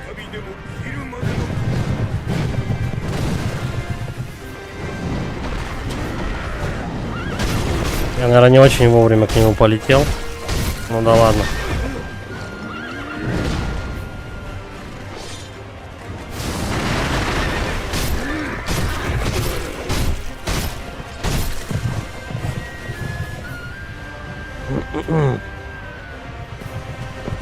Короче. О.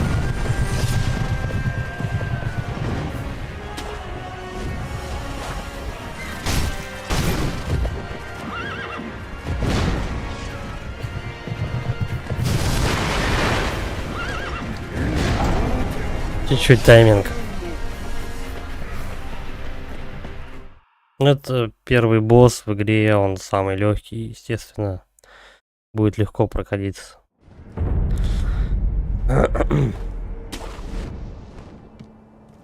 Это вот на бабочке закрепы начнутся, это точно.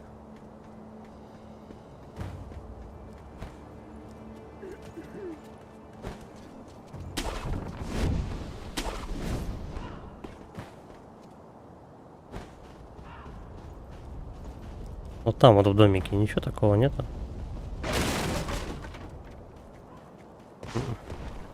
Как обычно, двери все замурованы. Давай, Гёбу, выходи.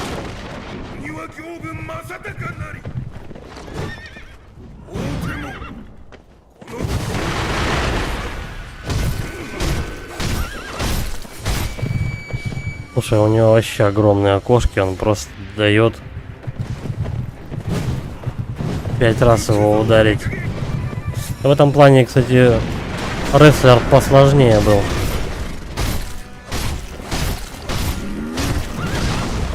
Тут, наверное, еще от перков зависит.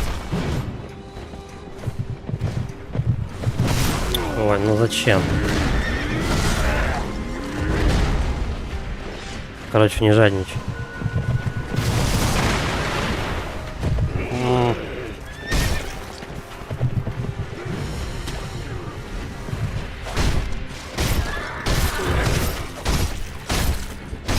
Я аж оглушаю его каким-то образом.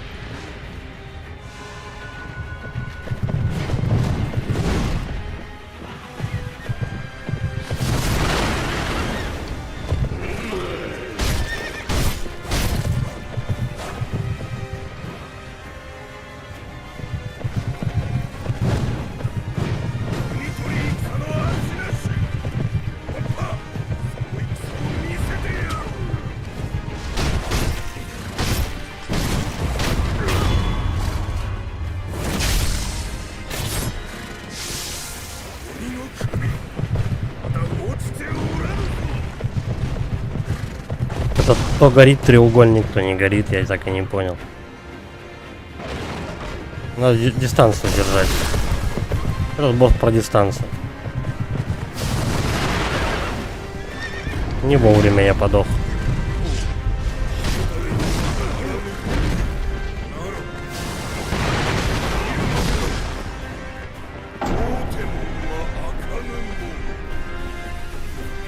Но иногда он прям у него здоровенное окно и прям 5 ударов влезает.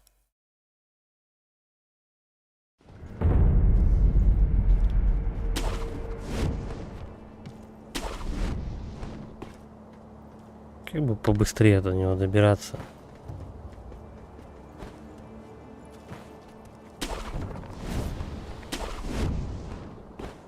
Так, тоже норм.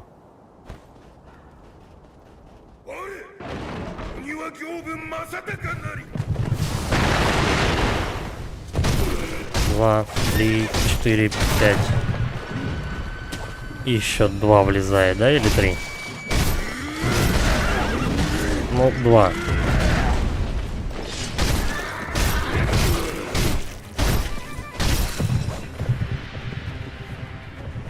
Погнали крутиться.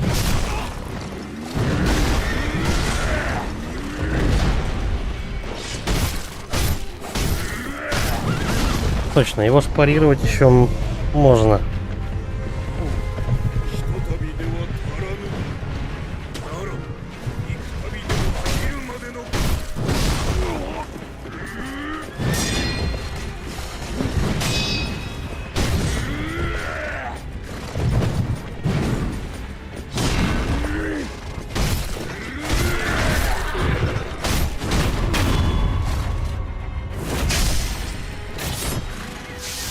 Я думаю, надо слинять от него подальше.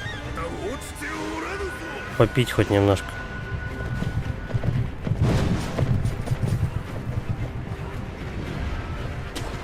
Иди сюда.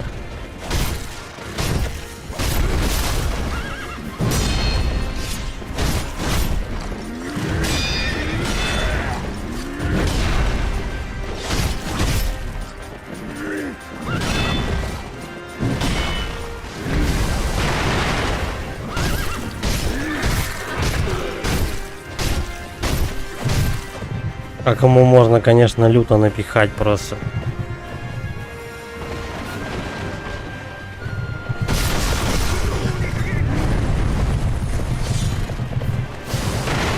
Не, далековато.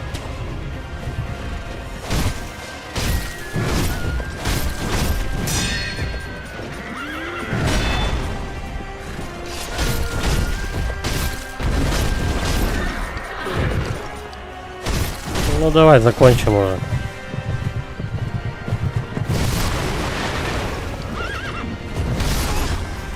Серьезно?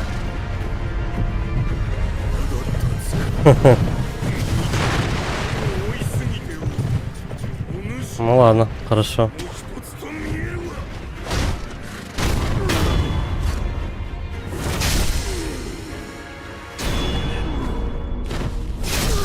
Прости, говорит меня. Генетира, прости меня. Ну, очевидно, в этом бою были ошибки, потому что я слишком много пытался в него урона влить. Торопился, как обычно. Память о битве с редким противником, оставшаяся в сердце волка. Медитируя у идола резчика и пережив битву заново, можно навсегда увеличить силу атаки. Гёбу Матасака Онива был хранителем ворот замка Асина. Механический ствол. Механический ствол, который можно отдать резчику, чтобы улучшить инструмент в протезе. Похоже, что он идеально вставляется внутрь протеза. Металлический сердечник наверняка сделает клык Синоби еще смертоносней. Я понял. Вот, теперь открыты, короче, улучшения. Медитация над силой. Вы победили редкого противника, теперь в своих воспоминаниях можете сражаться с ним вновь. Пункт медитация над силой доступен в меню идола резчика. 3-й уровень еще. Так, давай, короче говоря. Сейчас ничего пока прокачивать не будем. К резчику сходим, посмотрим, что он там запросит вообще. Меня больше интересует сила атаки.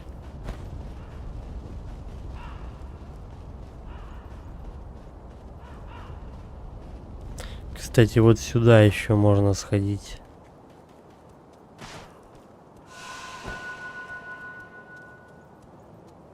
Ой, ты чьих будешь? А не здесь ли мужик-то с конем был? А, он был с другой стороны. Я понял.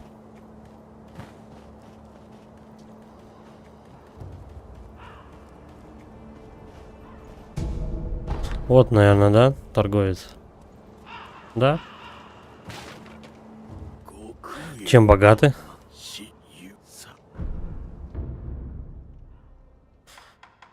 Ясно, понятно. Семечко тыквы 1000 стоит. Деньжат-то не хватает. Подожди, а что мы можем продать?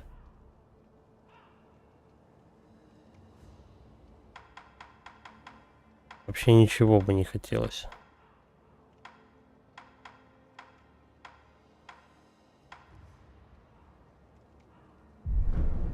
Я сейчас кошельки заюзаю.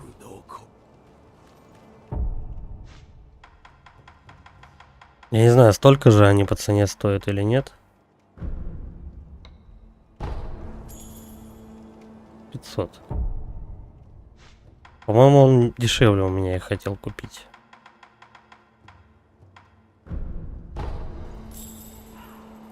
Вот тебе и 1000. Хук. Купить предмет.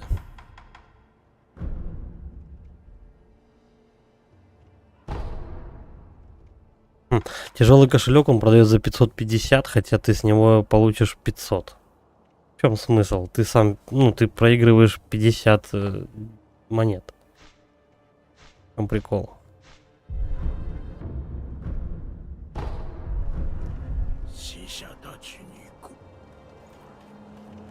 Слушай, ну деньги тут надо прям желательно фармить.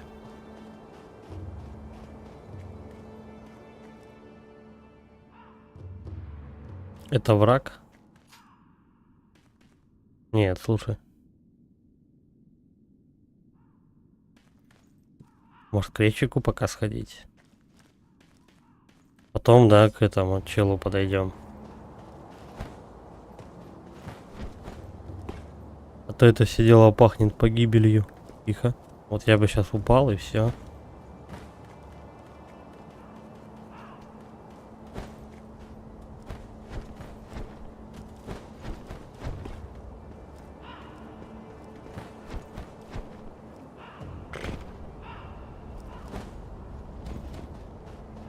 А, вот. Я бегаю еще, костер. Я уже хотел назад идти. А вот же оно. Я так на всякий открою. Все, пока сюжетно, мы сюда дальше не идем. Мы к бабочке сейчас пойдем. Хорошо. Медитация над силой. Вот, давай, силу атаки. Память о битве с редким противником, хоть и отдаленная, это воспоминание подкрепило силы волка. В юности Гёбо Онива был вожаком шайки бандитов, и Син победил его в схватке. Но был также впечатлен его силой, что взял себе на службу. Со временем Онива стал самым верным из самураев Исина. Понятно. Ну, так и два. Медитация над силой. А, нет. Короче, это еще раз. Если тебе понравилось драться с этим боссом, ты еще раз можешь это испытать. Зачем? Непонятно. Переместиться. Надо семечку отдать. В протез там что-то запихать. А, нет, его улучшить можно. О. Здрасте. Семечка, держи. Сейчас, наверное, будет у меня одна фляга восстанавливать где-то процентов 60, наверное, здоровья. А может 70. Ну, примерно.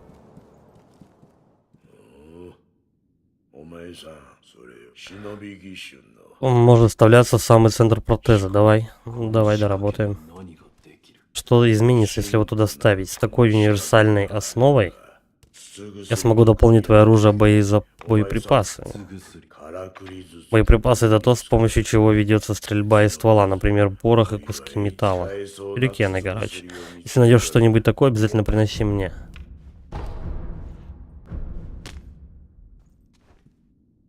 Улучшить инструмент в протезе. Вот. Прокачка, короче, пошла. В принципе, обычные пока петарды меня устраивают. Вот это что такое? Сюрикен-волчок. А, ну у меня денег нет. Поздравляю. Я б топор улучшил. А, у меня и материалов не хватит. Надо металл собирать. Металл.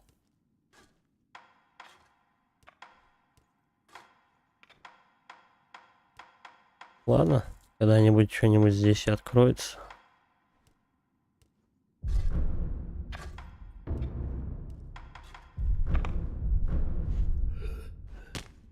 По большому счету, из всего этого обилия, как бы меня интересует только топор. Все остальное и так работает неплохо, и в принципе я этим не пользуюсь. Так, отдохнуть и переместиться.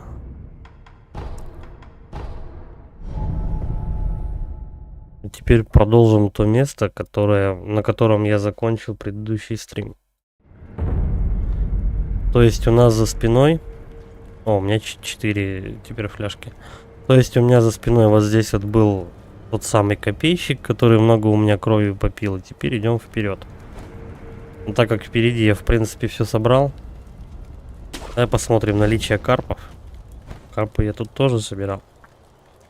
Ну так, чуть-чуть забежал вперед. Но не то чтобы очень.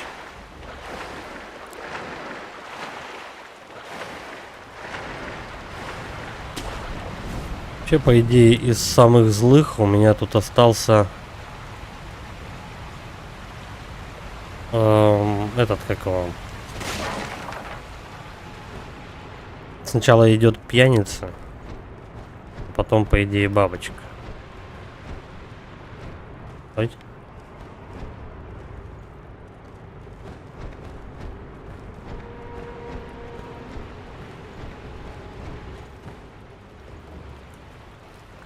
Вот здесь вот перья валяются, если ниндзю победить. Но этот ниндзя жесткий, конечно.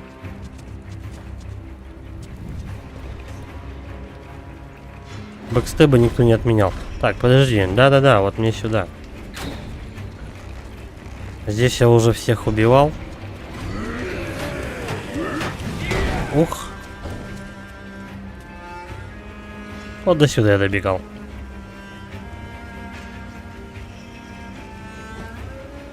Тут челик пусть крадется. Я вот... ну, вниз тут ничего не соберешь. Ну-ка, с другой стороны. Да, вроде все. Давай на дерево залезем. Не знаю зачем. Папка сидит. Эй, вот. Ну-ка, папка, расскажи что-нибудь. Отец. Кажется, это было ошибкой. Возможно, годы все же взяли свое. Не пытайся лечить мои раны. Бессмысленно. Слишком поздно. Волк, ты должен взять это. Ключ от потайного храма. Ключ к потайному храму в поместье Хирата. Его дал Филин. Потайной храм расположен в задней части поместья Хирата. Второе. Слушай своего господина. Храни его ценой собственной жизни. Попадет в плен, освободи любой ценой. Это ключ к тайному храму в особняке. Ты найдешь его, божественного наследника. Впереди ты не пройдешь, там огонь, не пробраться. Понял? Возможно, если лезть по утесам.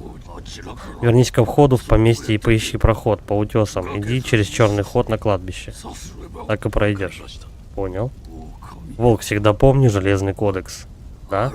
Слушайся своего господина. Волк, защищай господина ценой жизни. Чем мне еще раз это повторяет? Отец. Хана, батя. Это воспоминание. Идти налево, а потом по утесу. Если пройду через кладбище, там будет проход на территорию поместья. Предоставьте это мне, отец. Ну, сначала на дерево. Потом вот сюда. Все горит. Все плохо. Все тлен. Так, давай, наверное, аккуратненько. Вот так вот. Весится с края. Спрыгиваем. Теперь сюда.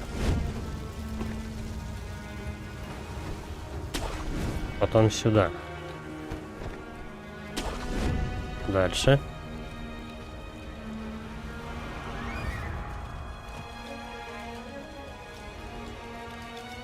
Угу.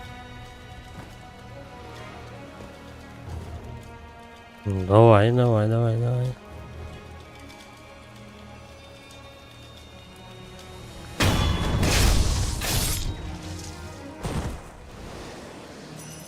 Кстати, я что-то ни один перк не прокачал, ну да ладно.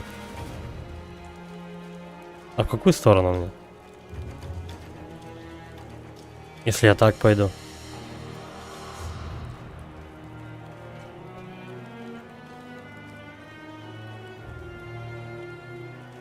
Дядька злой. А, там дорога, она выведет меня к дому. Пойдем-ка там сходим.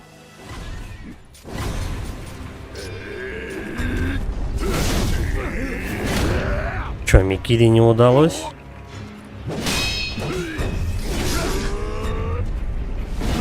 Тут их двое даже. Ты смотри.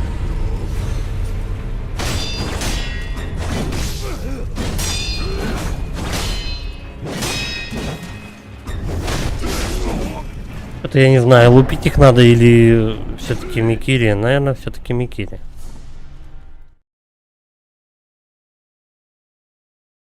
А ближайший костер? Далековато. Утомленный торговец. Короче, все у меня болеть будут.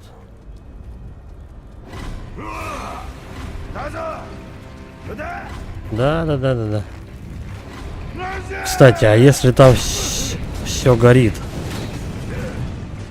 Как я сейчас пройду? Ай-яй-яй. А, ну двери не оставили любезно открытой. Я понял.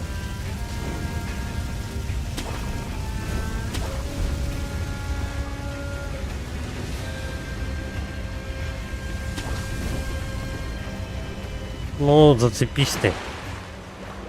Жопашник. Ладно, так заберемся.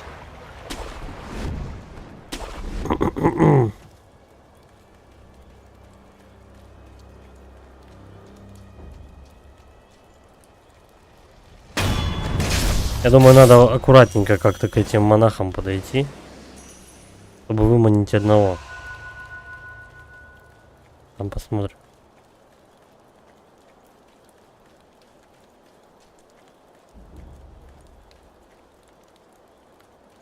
Потому что с двумя как бы драться такое себе.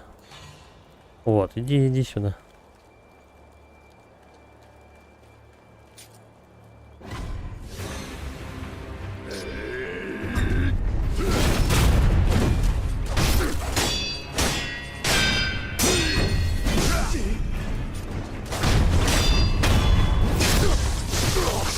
Все, давайте второго.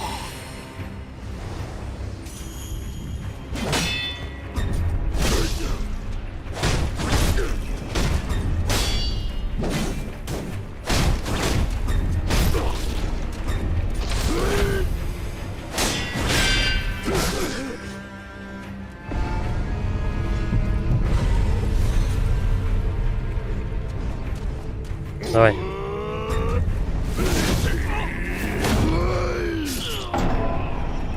Как они иногда это делают, я не понимаю. То он бьет по прямой, то он бьет чуть вверх. Ну просто подсечку тебе делает. Вот уроды.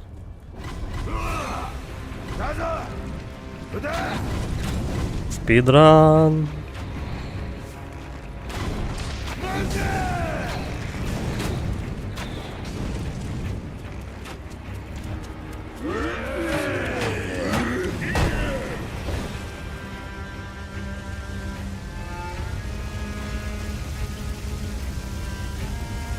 Вообще, наверное, в принципе, петарды при любом раскладе мне помогут.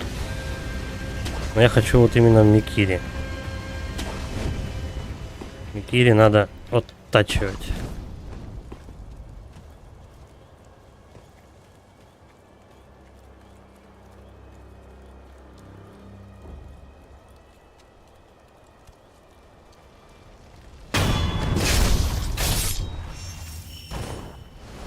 Вообще по сюжету мне вот туда надо идти. Ой, здрасте.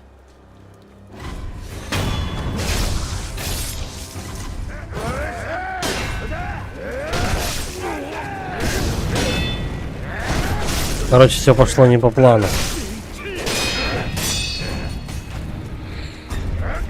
Вся толпа теперь за мной.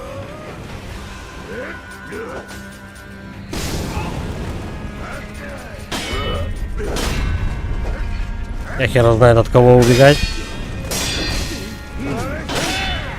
Тут нереально, по-моему, парировать. Да, вся толпа, короче.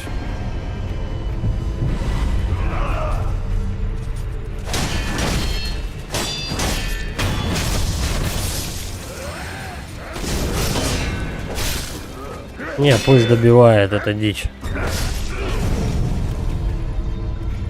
Что, еще воскреснуть?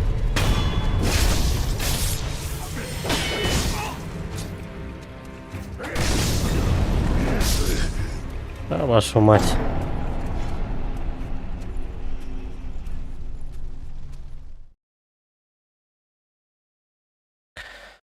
Толпой биться, короче, нереально, походу. Так, давай дальше, еще раз.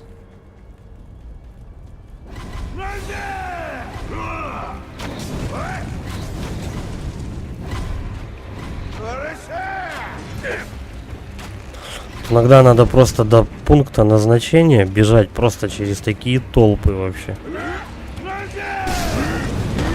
Серьезно? Я не успел на автобус.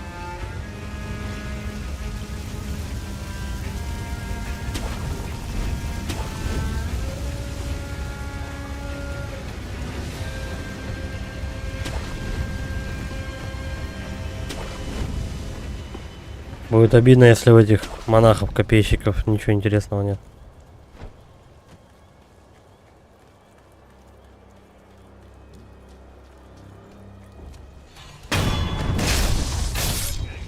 Так, вот они тут находятся.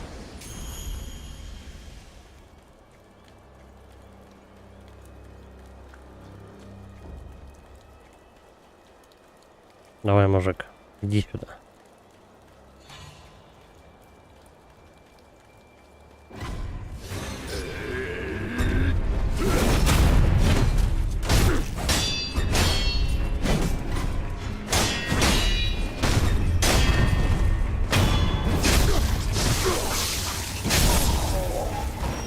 Второй тут же несется. Ну давай.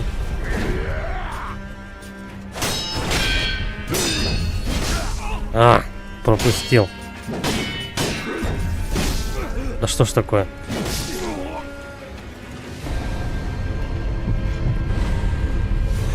Вот поэтому я Микири и оттачиваю.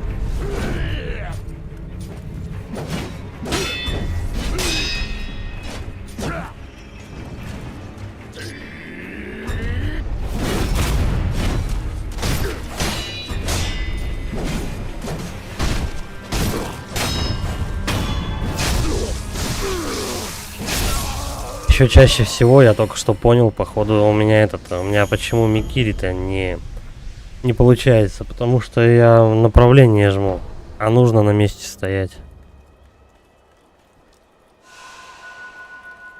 Поэтому он у меня стоит в блоке и вот так вот дергается к ним. И отсюда ваша Микири не получается. Дрожже. Пар воскрешения. Короче, ну не особо-то полезные вещички-то у этих ребят лежали. Ну да ладно.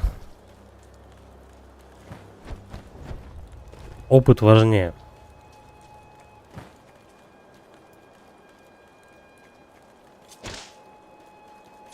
А как сюда попасть? Вот.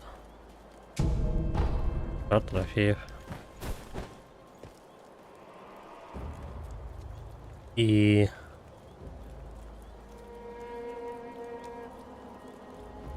А где я тут оказываюсь-то?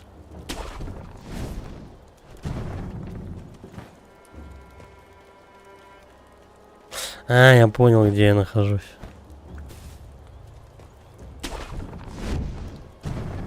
Ну хиды так, а ну Бармалей, ну как обычно все это. Все связал между собой. Так, мне вот сюда. В голове пазл сложился.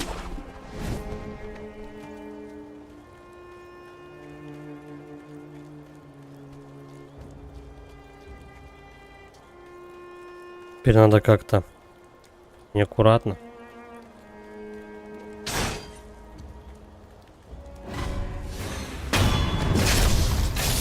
Да, вот в чем забава.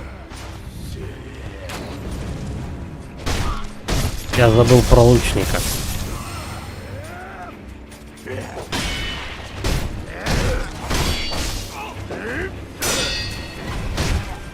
Меня почти вынесли концентрацию, кстати.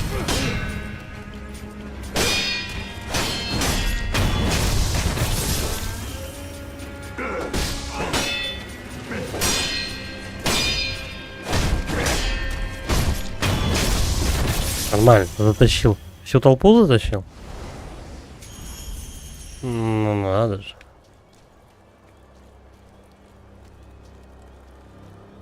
Пошли, пошли. Там что-то кладбище, да? Что-то такое. Ой, здрасте. А ты-то откуда тут? Походу про него забыли.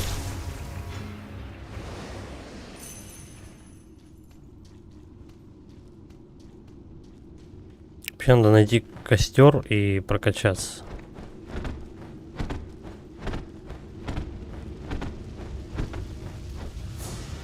Только я не знаю, обязательно ли это.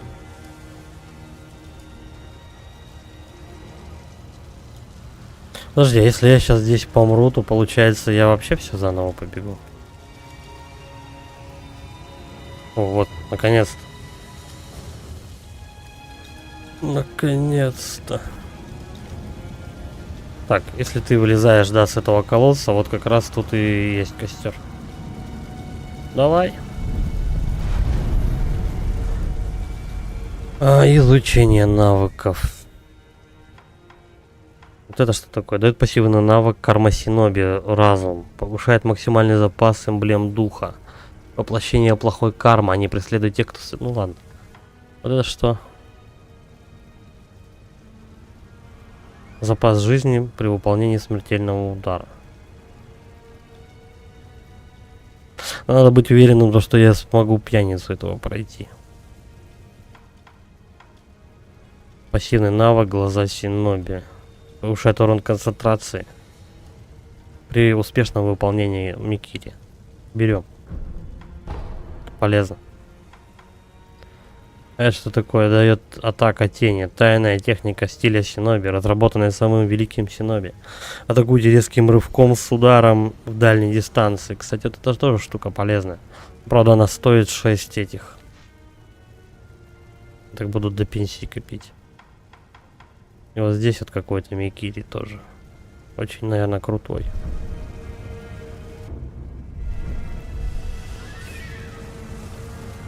Бат, когда-нибудь я накоплю. В принципе, вот так вот бегаешь туда-сюда, особо не обращаешь внимания, но у тебя очки-то навыков копятся. Никуда не пропадает.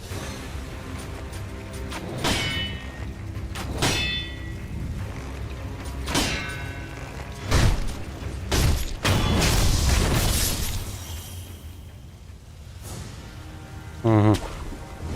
Народу тут хватает, а на крыше есть кто? Не.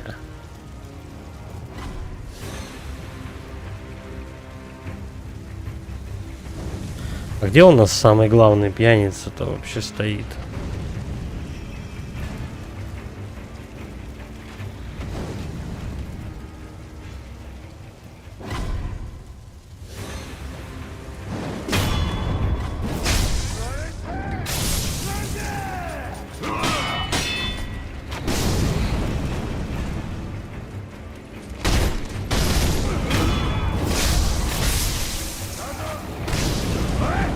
Так, тихо. Тактическое отступление. А когда я уже успел другого убить? Да твою мать, дайте хоть допить-то. В момент анимации поднятия фляжки меня убили.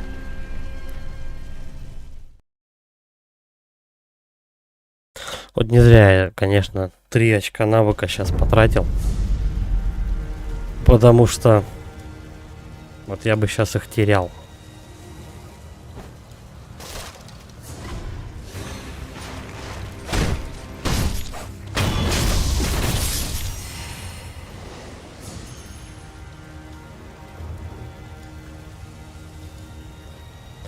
Это такая толпа просто рядом ходит вообще. И они близко к друг другу все расположены.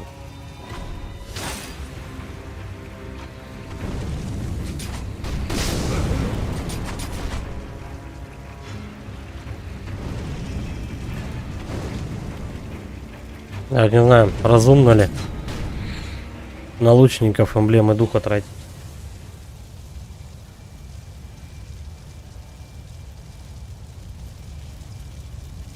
Тут их два.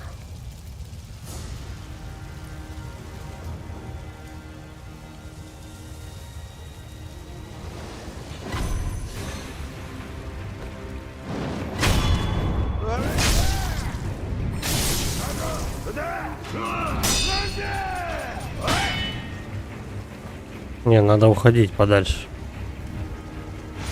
Достанет в любом случае. А эти придут? Да, двое бежит.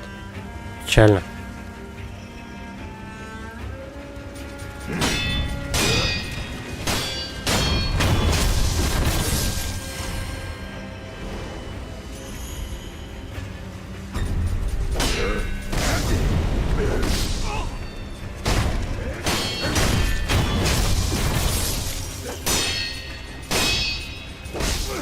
Да что ж ты?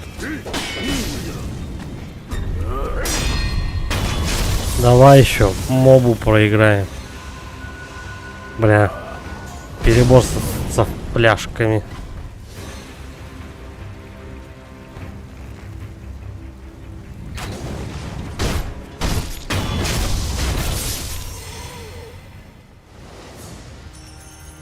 Ну еще мы тут можем собрать. Короче, эмблема духа. А, костер там показывается.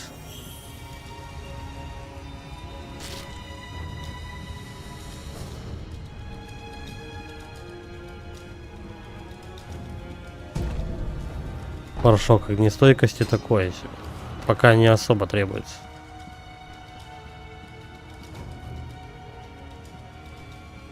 Подожди, а можно это все дело ломать, крушить? Да. Конфетти. О, здрасте.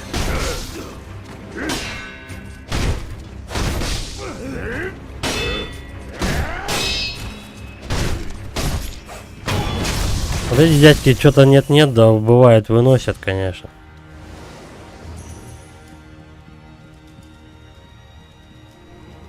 Я думаю, если я сейчас всю эту локацию сейчас, ну, плюс-минус зачищу, то плюс 1 навык будет.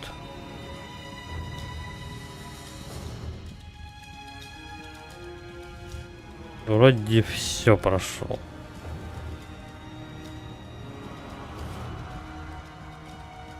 Да, все.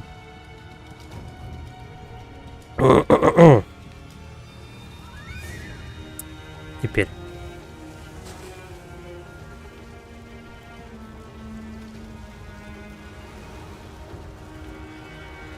Че, и ни одного лучника? Да ладно. Основная толпа вон там стоит. Вон там и пьяница, короче. Я понял. Давай сейчас я вот здесь еще повнимательнее бегу. Надо потом думать, как к этому пьянице адекватно добираться.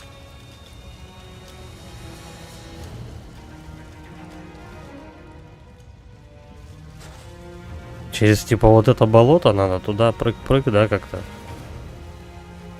Я не вижу, как по крышам иначе еще обойти. И тут хода нет. Почему? Вот же дверь.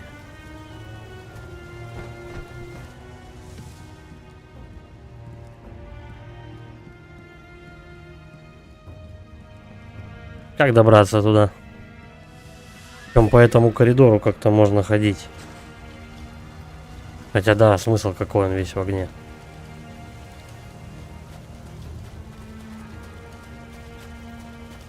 В общем, через болото только перебираться, походу. А по крыше? Вот по крыше можно? Вот по той. Не. Там что-то ни зацепа, ничего нету.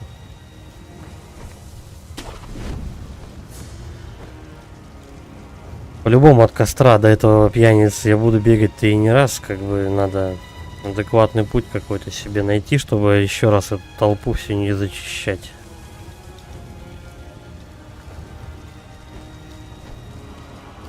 Не, походу только через болото.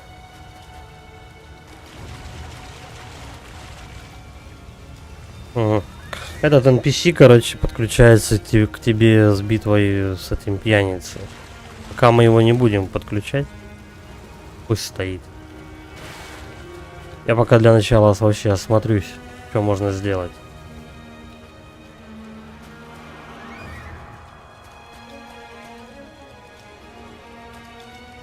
Угу. То есть, если я буду бить этого мужика, прибежит второй? Да.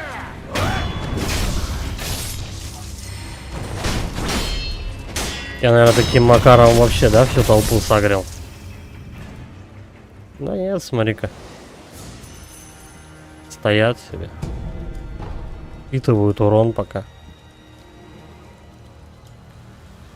Сколько их тут? Раз, два, три.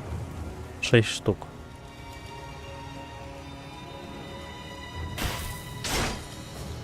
Я там со щитом чела заметил.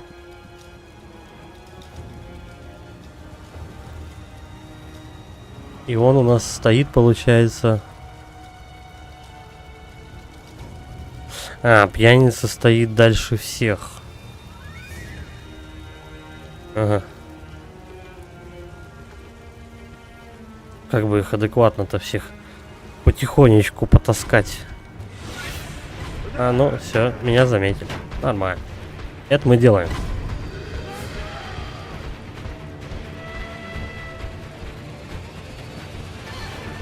Давай как-то их в центр вытаскивать, я не знаю.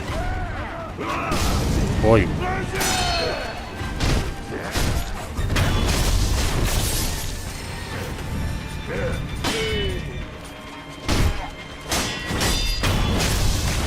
Следующий.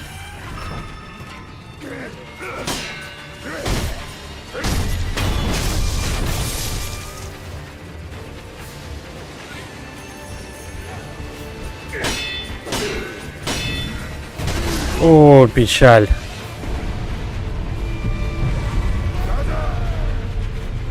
Не, надо уходить.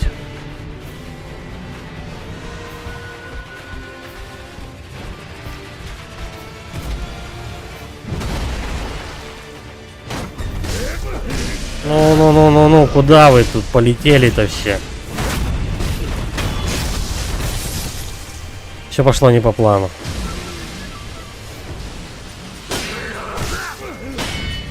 Я много урона в себя впитал.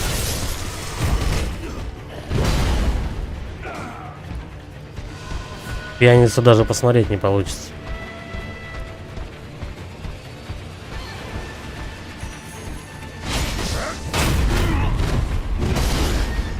Серьезно? А как он так анимацию удара этого топора отменяет? Видимо, наверное, между этими... Между разбивом топором щита он влез, короче, в анимацию, чтобы я его добивал. Скорее всего, это так.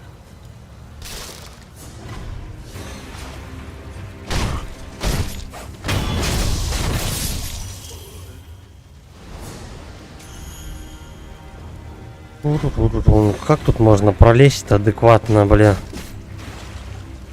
Через огонь такое себе прыгать. Надо что-то придумать.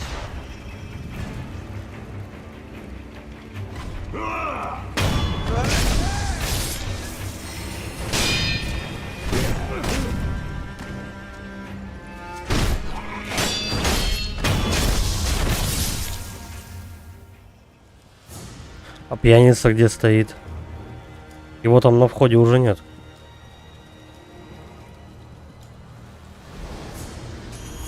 Куда он делся?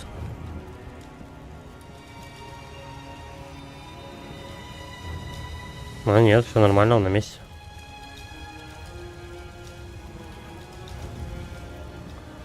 Подожди, давай по крышам как-нибудь попрыгаем. Как Карлсончик.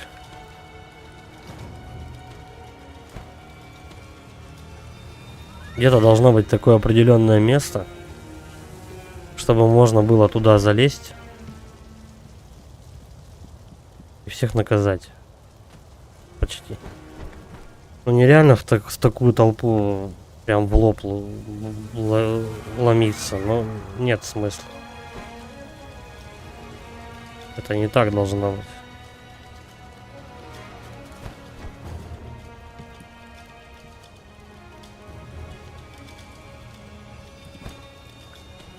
С какой-то точки можно залезть на крышу.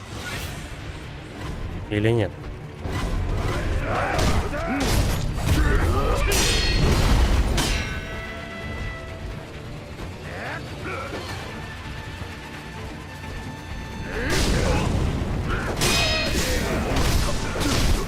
Понеслось. Что за трэш вообще происходит?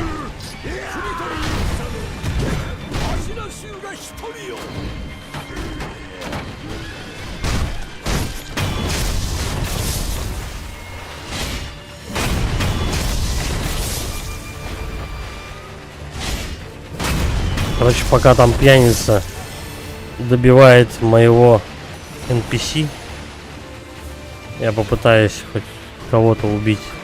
Мешает. Ага, все, он за мной.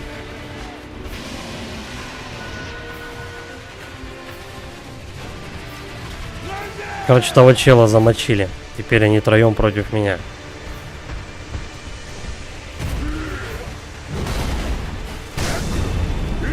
Да какого хера ты там песком? Что делаете?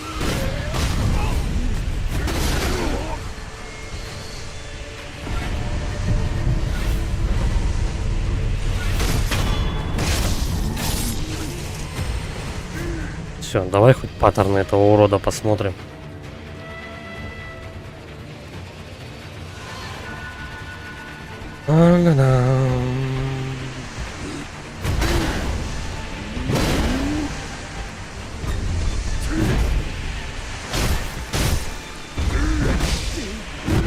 Угу.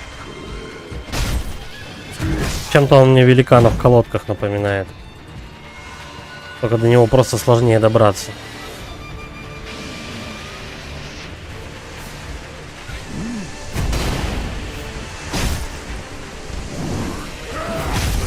Ага, не в ту сторону закрутил я его. Я хоть Ух, стамину, кстати. Это я что там застрял где-то? Да вашу мать. Ну да. В дерево уперся, естественно, он меня догонит.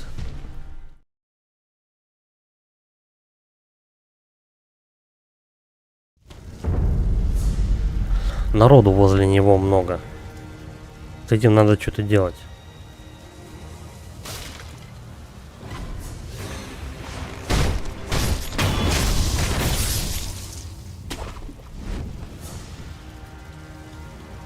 Тут 5 и там 6.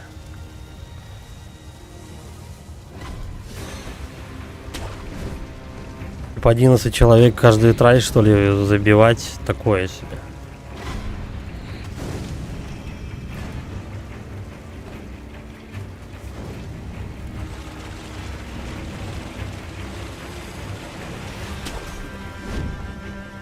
Допустим.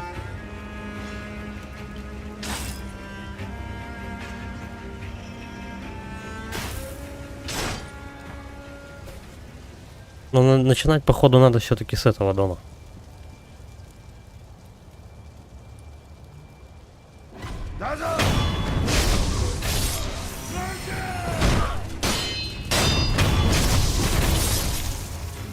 Вот потом, как дальше. Пазл не ясен.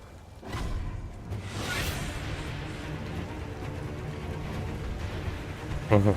Он бежит и никого за ним.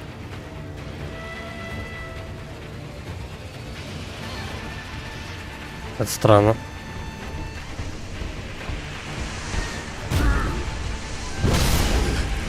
Так он лупит, конечно, от души просто.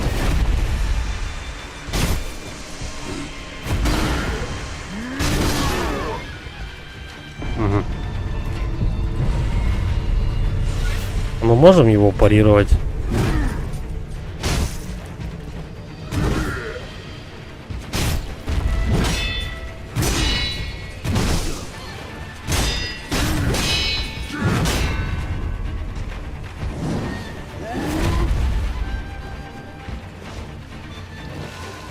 Такие отошли друг от друга, побухали.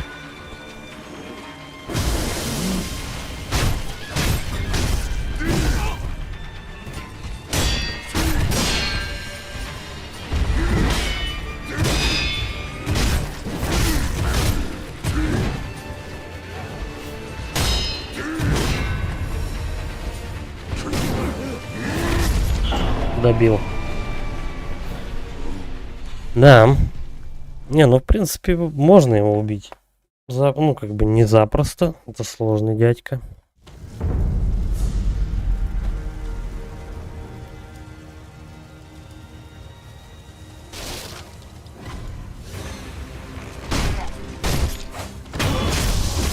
Главное, чтобы мелочевка вся не помешала. А то эти ребята будут просто мешать реально с ним драться.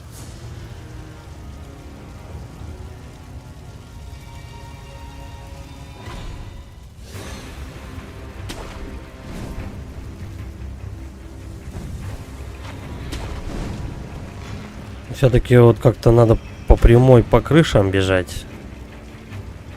Потом вот здесь где-то сворачивать. Да, аккуратно.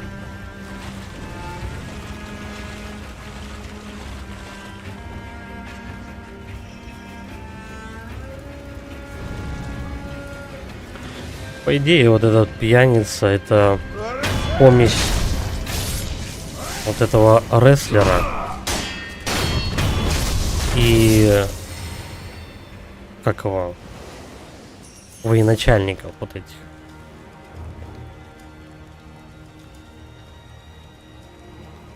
Так, плохо дело.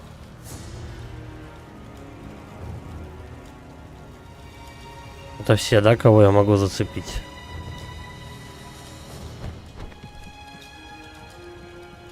Прям к этому алкашу на сраной кобыле не подъедешь. Отсюда меня видно? Не очень.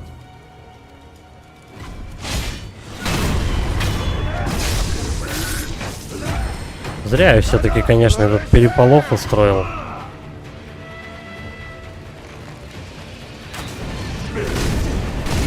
Да, вот, тут их слишком много.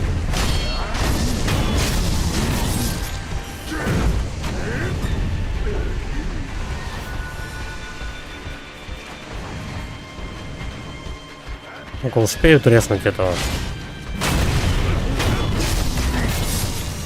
Все равно у меня здоровье отнимает.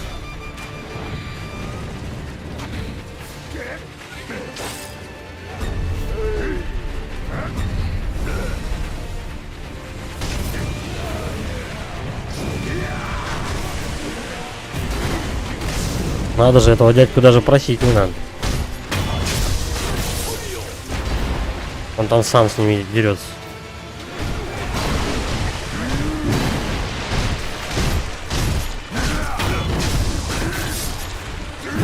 Текаем. Так.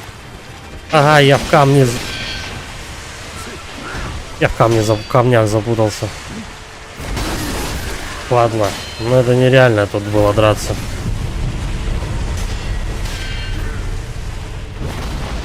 Ну все, он сейчас этого NPC убьет и все. Придет за мной.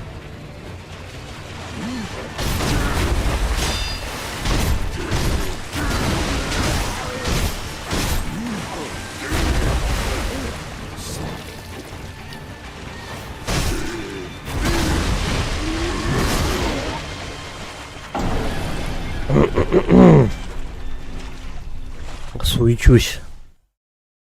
Надо его кружить хотя бы в одну сторону. То это вправо, то влево. Я меняю направление.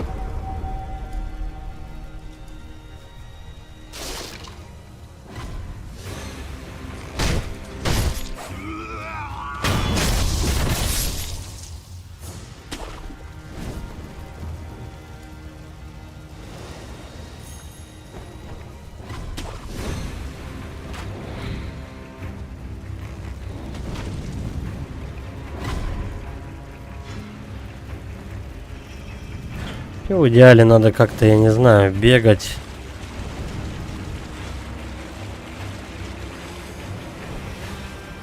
Бегать, наверное, от него. Потихоньку убивать мобов, а потом только драться с ним.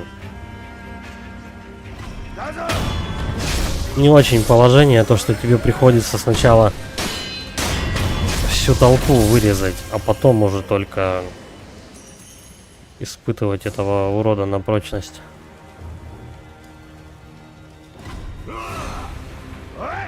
Вот, давайте вот так вот. Они сейчас, по идее, ко мне должны подойти. Частично. Встретим их тут.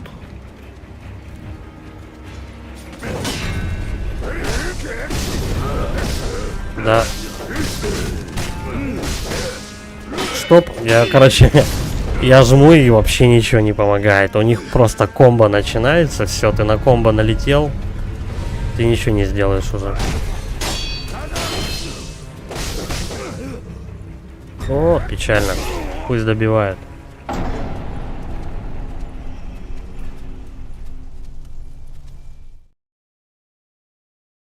Когда их больше двух, точнее больше одного, это уже что-то сумасшедшее становится. Они бьют в разные тайминги, ты ничего не успеваешь.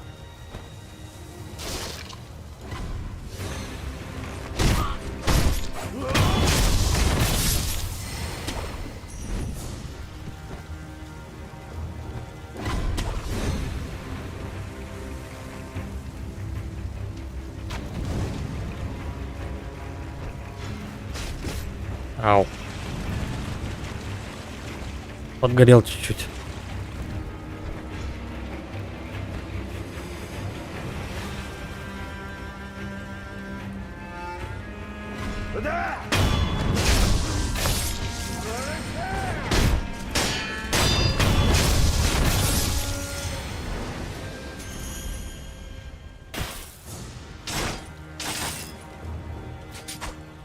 Привлекаем внимание. Хотя бы одного, почему бы нет. Ой, он в текстурах застрял. Он там с домом воюет. Эй, ты не в ту сторону воюешь, мужик. О.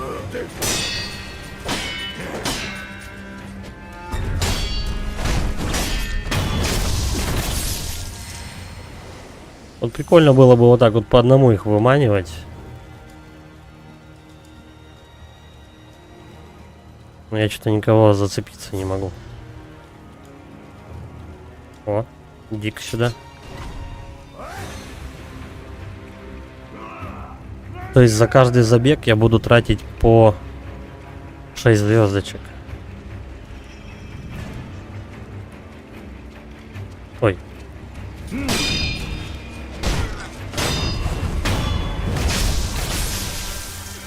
По 6. Побольше, кстати, чем. Побольше эмблем духа я буду тратить. Мы, если что, купим их.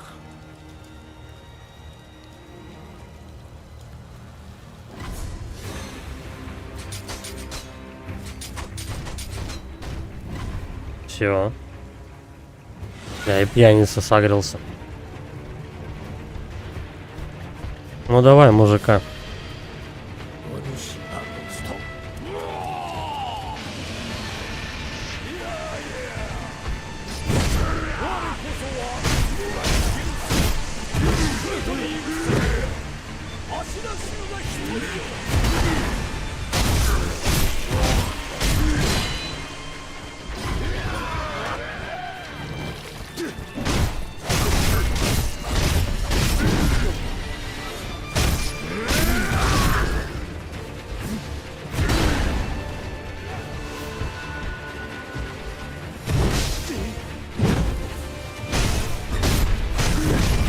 У него удары, размашистые.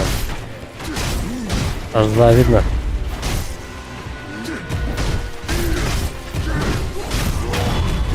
Допустим.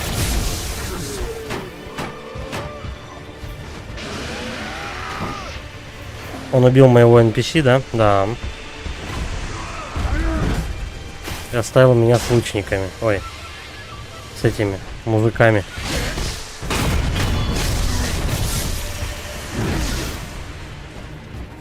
Да ладно, еще один. Просто так много.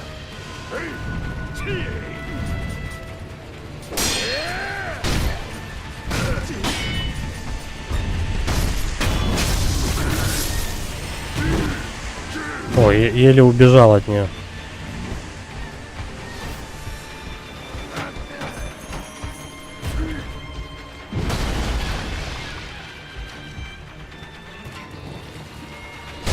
Ой, серьезно? Как он попал-то? Так, ну чё, у меня последняя фляга.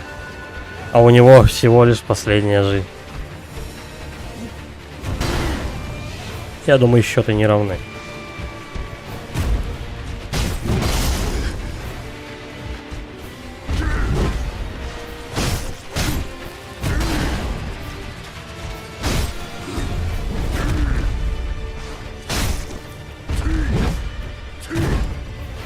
Третий удар будет?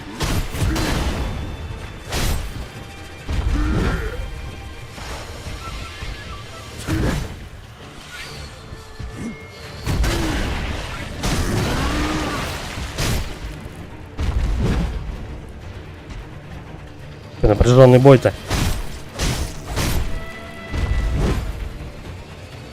Я не помню, сколько я раз умирал. Ай, пожадничал. Так, ну в принципе. Шанс есть.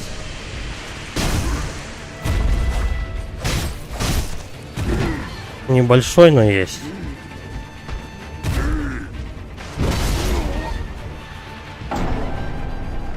Его оставалось-то раз 10 ударить. У меня аж голова закружилась. Ух.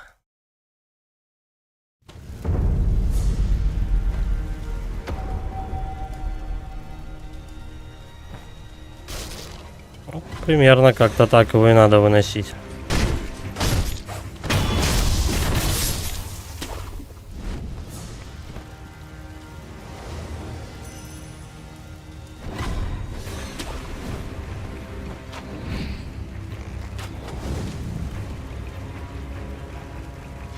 Я совсем забываю про парирование.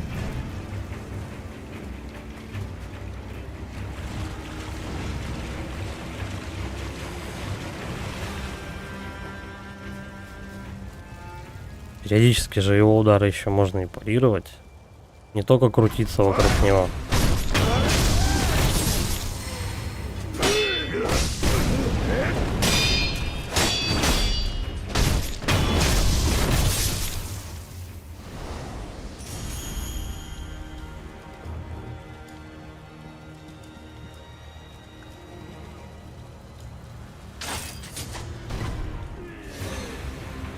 Отходи по одному.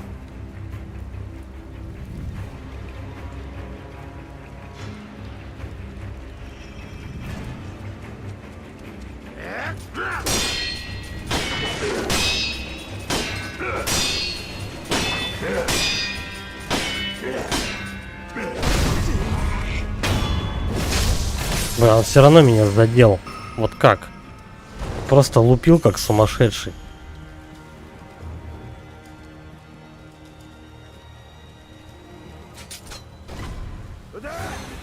Иногда вот обычные мобы реально никакого окна не оставляют вообще.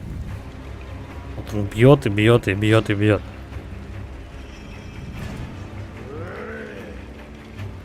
Давай, иди сюда. Ну ты же видишь меня. Давай, давай, давай, давай. 3, 4. Нет? Раз. Ну на тебе, Микири.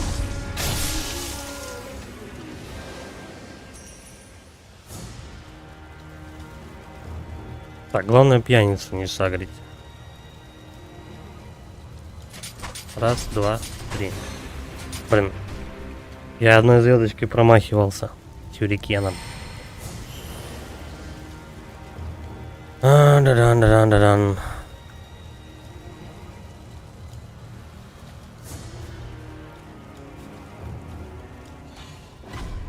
Ну давай, иди сюда. Я сейчас кореша подключу.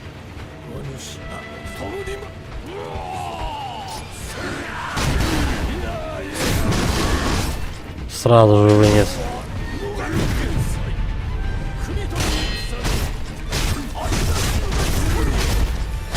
Давай, давай, давай, давай.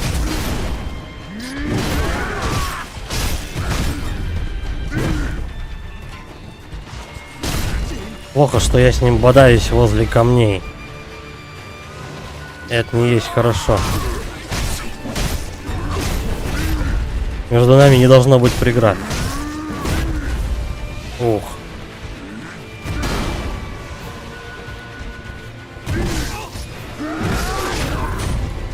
Это печально.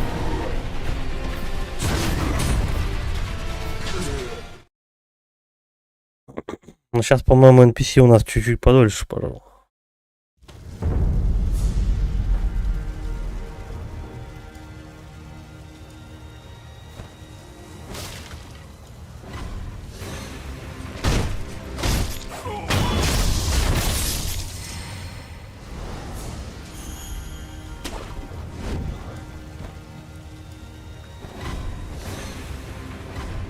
Да давай ты запрыгни. Все, поздно. Я, в общем, всех собрал.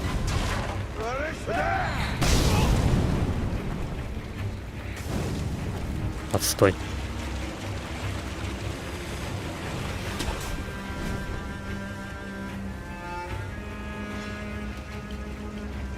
А больше у нас никакого места нету. Так забраться.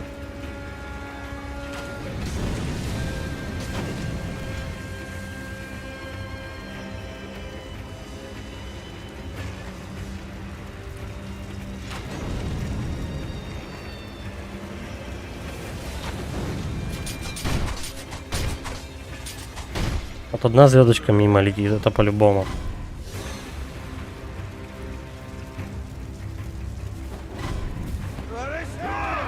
Тут он не достает.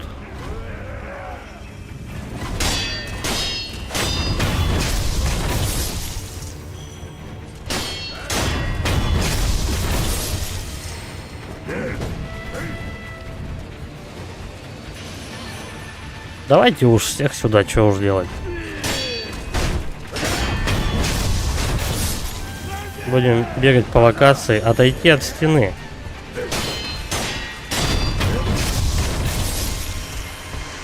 Оу. Неожиданно.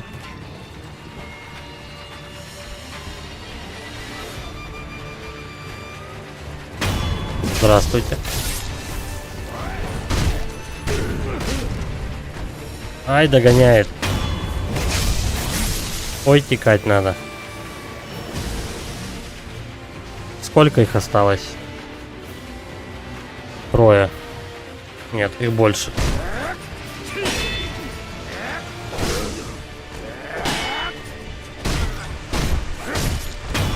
Что-то у меня с мужиками, топорами как-то не очень везет.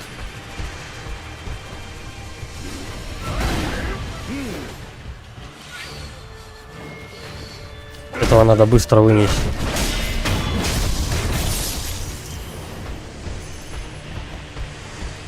Ра-та-там, подожди. Сколько осталось человек?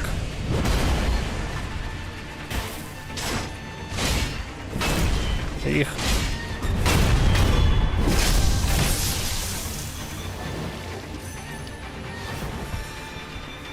Так, не трогая положительного NPC, мне надо добраться до того человека. Ну, по идее, он быстрее. Да. Давай, где? Где помощник-то? Давай быстрее, пока все диалоги пролистаешь.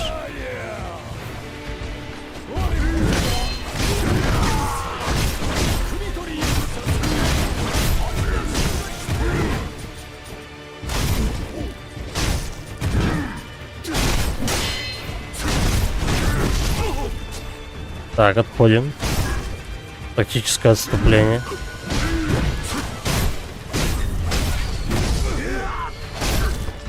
Не успеваю.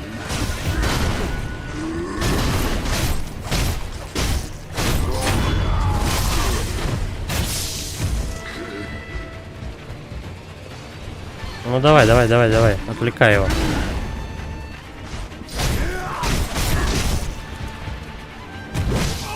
Ух. Люто.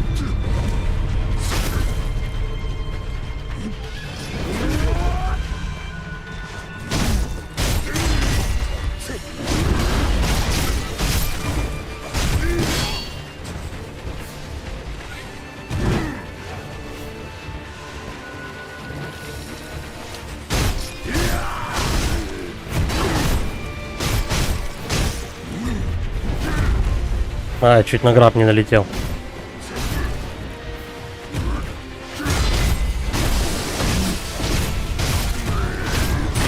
Есть.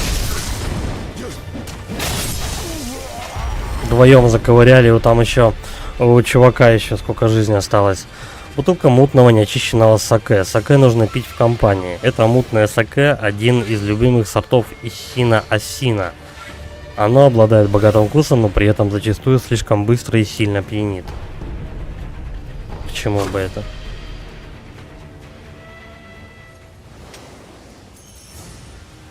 Ну пьянит и что?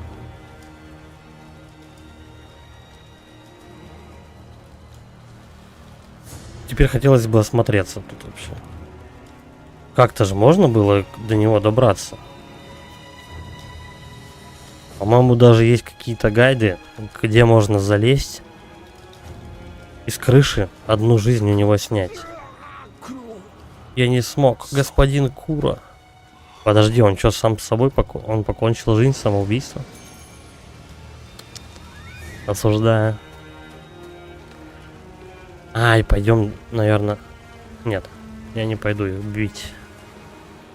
Потому что я могу отъехать и тогда почти все заново.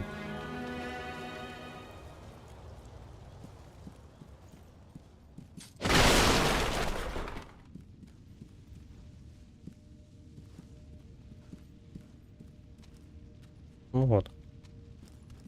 И требовалось доказать.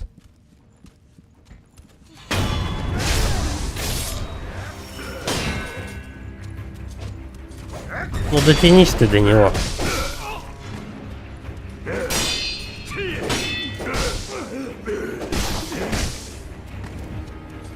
Короче, в ритм не попал, все, тебе хана.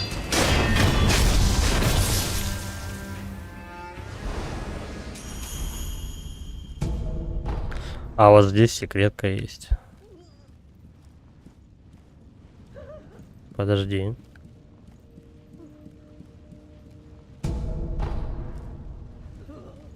Давай секретку заберем.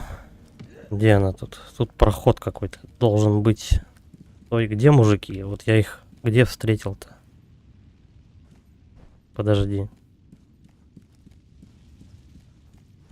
Ты заходишь в этот дом вот так.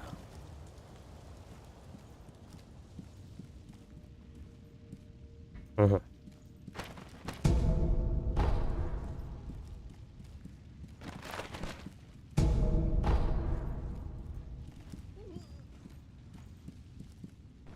Сколько вообще у меня дрожжа? Я просто с собой больше 3, а в хранилище 40 штук. Весь. Вот. Здесь у нас секретная комната.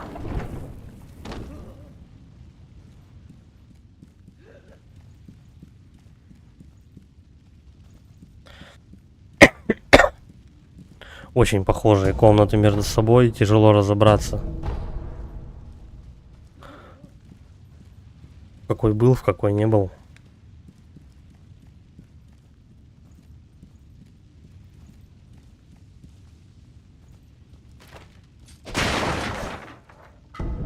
Может, придется мебель ломать, чтобы понятнее было.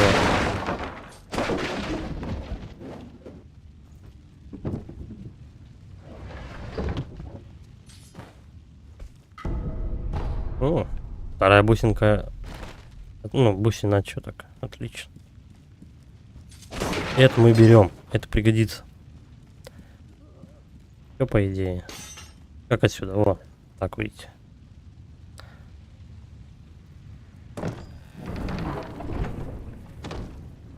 Так, теперь.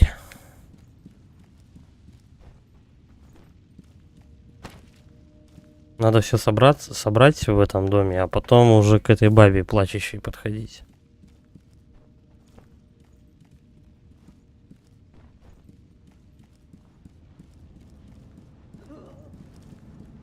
Здесь был. Здесь тоже был, получается.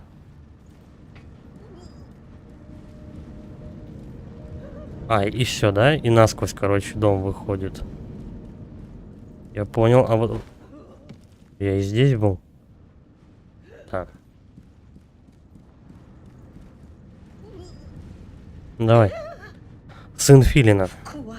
Мне было жуткое видение. Он выходил наружу. Выходил и выходил. И конца края не было видно. Не было. Молодой господин в особняке.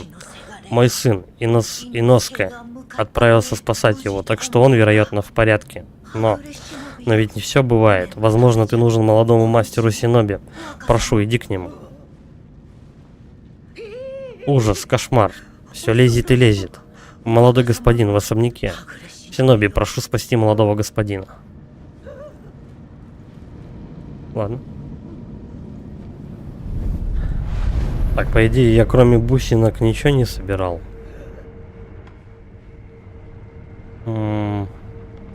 Давай, наверное, эмблемы духа возьмем. Эта штука полезная. Навыки.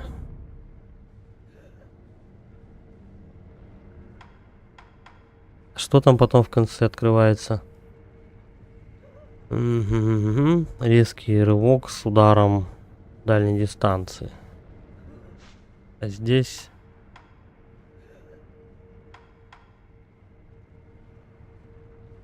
Не факт, что я вот этой штукой буду пользоваться вообще.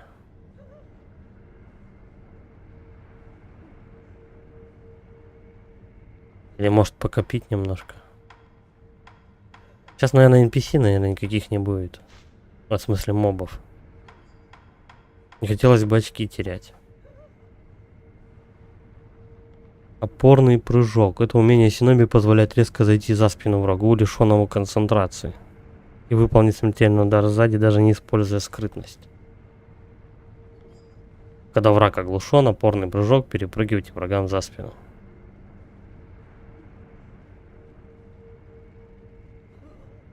Слушай, да давай возьмем. Может быть, когда-нибудь это и пригодится.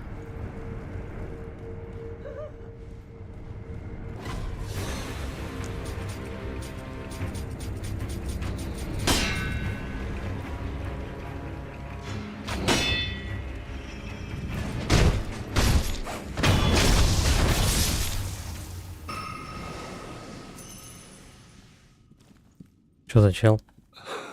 Вы, молодой господин, в нашем месте я бы туда не пошел. На вашем бы месте я туда не пошел. Ужасный морок. Все. Без щелкающего семечка вам его не отдалить. Возьмите его. Тут немного, но чем могу помочь? Ну ясно. Еще что-нибудь скажешь? Слушайте, без щелкающего семечка вам не отдалить этот морок. Я старался как мог охранять его, но теперь сами видите. Роду Хирата пришел конец. Я должен уберечь хотя бы свою мать. Ясно, понятно.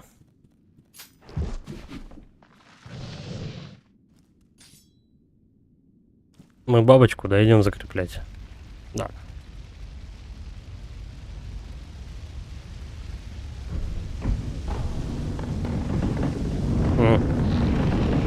Вот он ключ. Ну давай разок бабочку попробуем.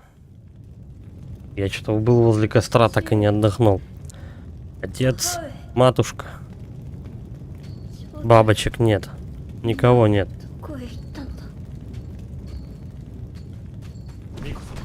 Господин. Техника морока.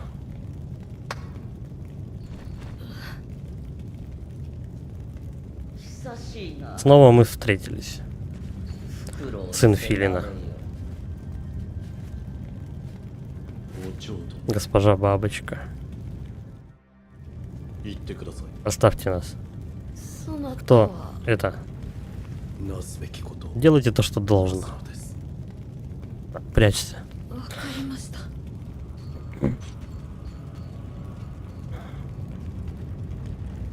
Я вот лезу на босса, у меня ни одной этой, как его, лечилки даже нет. Потому что нужно отдельно нажимать さてやろ на う отдохнуть. 誰どの Что говорит сын Филина, потанцуем? Да, просто посмотрим, как она там атакует. Жизнь и концентрация. Чем ниже запас жизни, тем медленнее восстанавливается концентрация. И тем краснее шкала концентрации. В бою с врагами, у которых она восстанавливается слишком быстро, полезны снижающие запас жизни приемы типа контратак с уклонением. РБ, чтобы после уклонения и отходом контратаковать. Понятно. Вообще классно, я пожил на бабочке.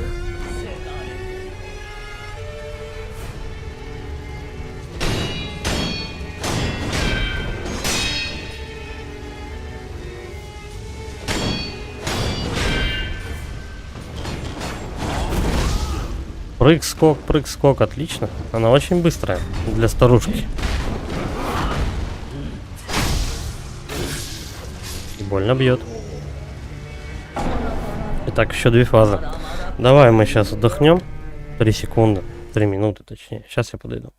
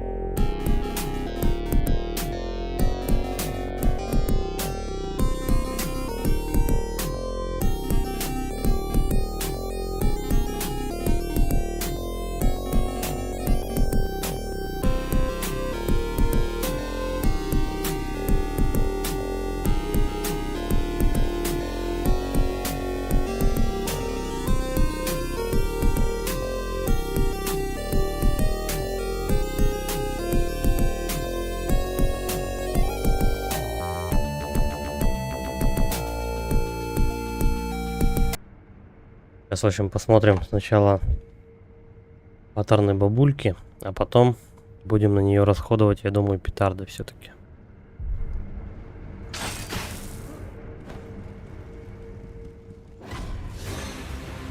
Как-то можно его избегать? Нет, видимо, бодаться с ним все равно их придется.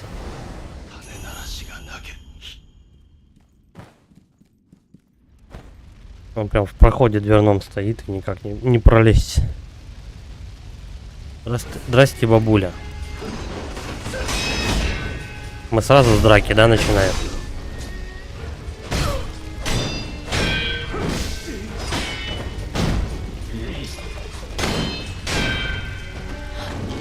Как она люто сносит концентрацию.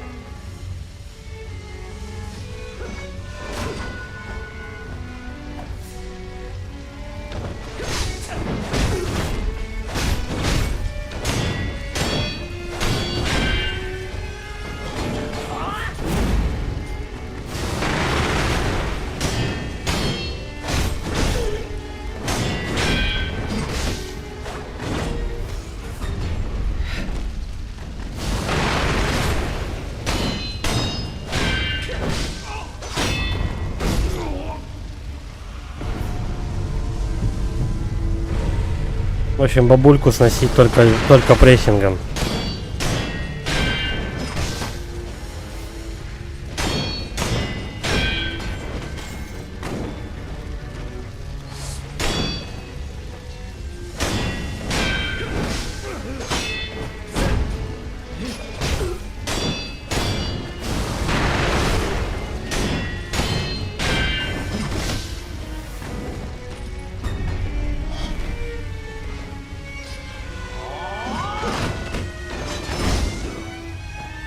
Только попил.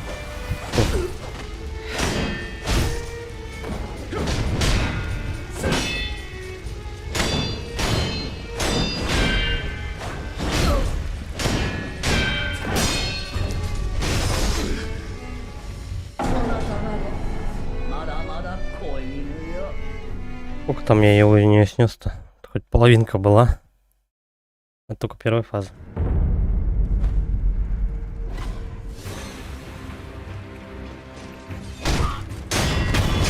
Теперь он решил дать им пройти. Молодец какой.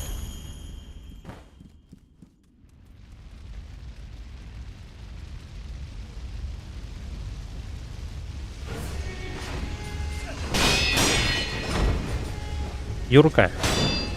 Для старушенца это.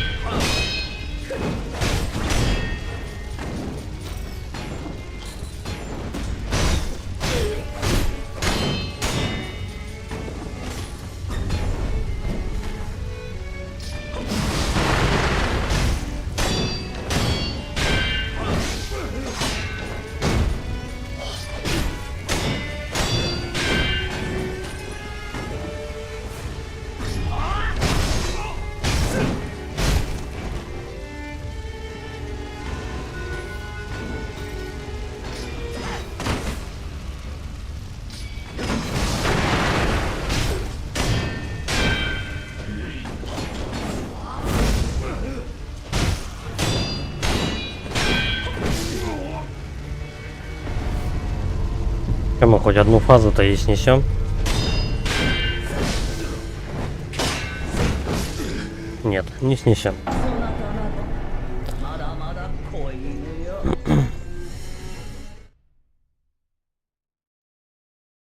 Надо считать количество ударов, которые я могу ей нанести, и все это дело мешать с количеством этих времени, которое я могу кинуть петарды. То есть чередовать петарды и прессинг.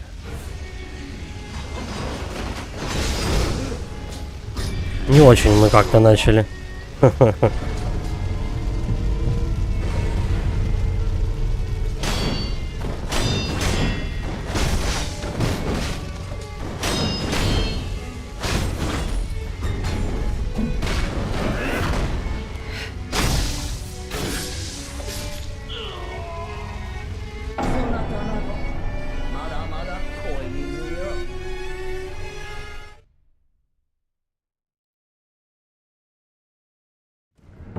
Мне чем-то сестру Фриду, по-моему, напоминает.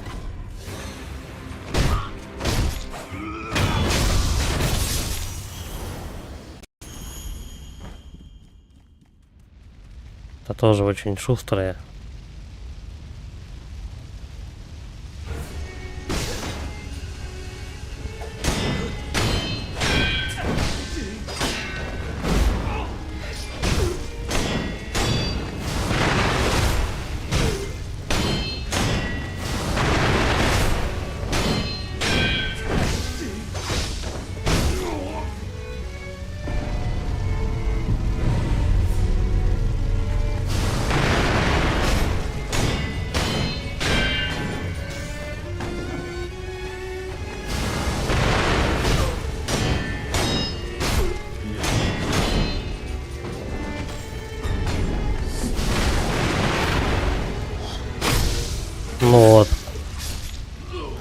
Я думал, то, что я уже начинаю в тайминг попадать. まだま Нет. だ子犬よ。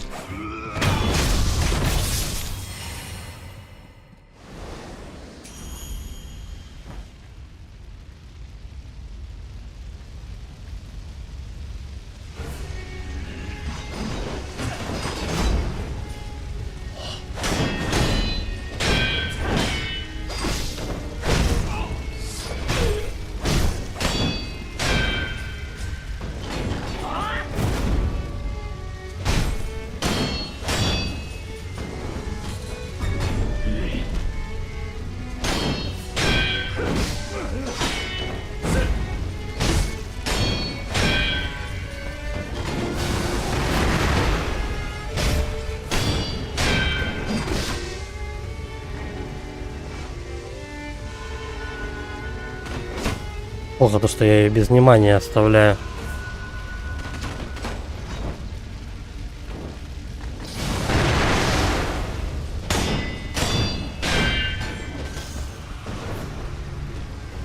Давай еще попьем.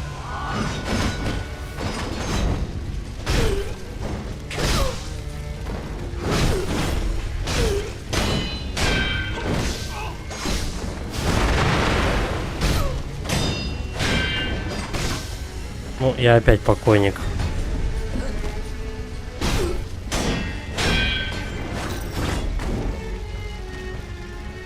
А, что происходит?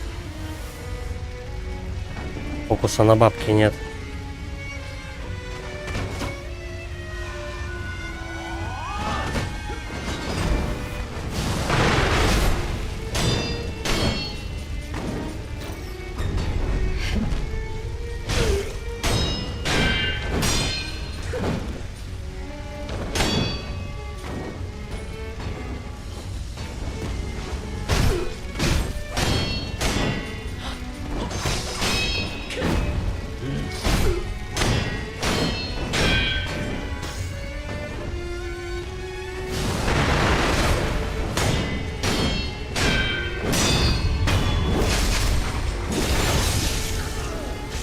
Вторая фаза. Я не помню, я один раз уже умирал.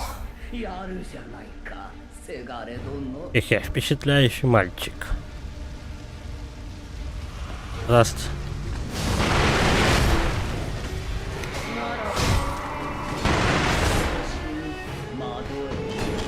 Петя, ты не хочешь пониже спуститься?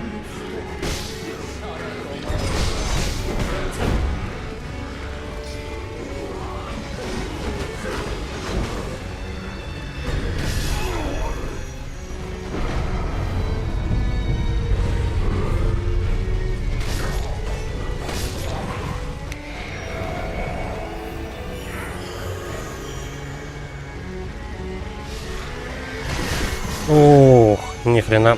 Вот эта ульта была неплохая. まだ子犬よ。 Я совсем про нее забыл.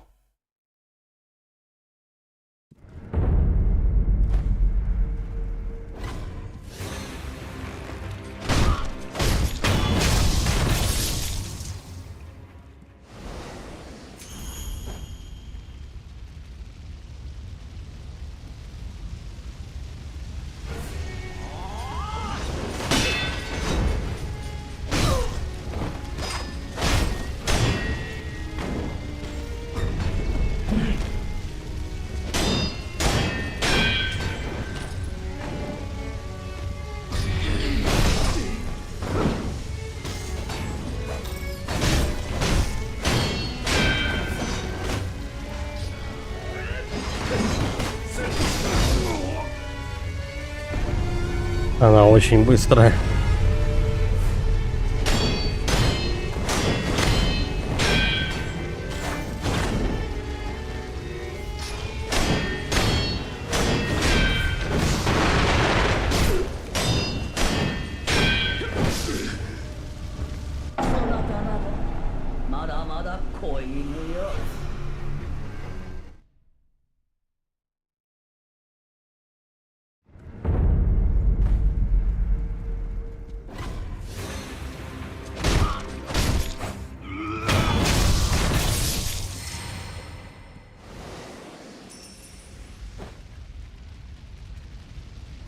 Непонятно, как окошки расположены у нее.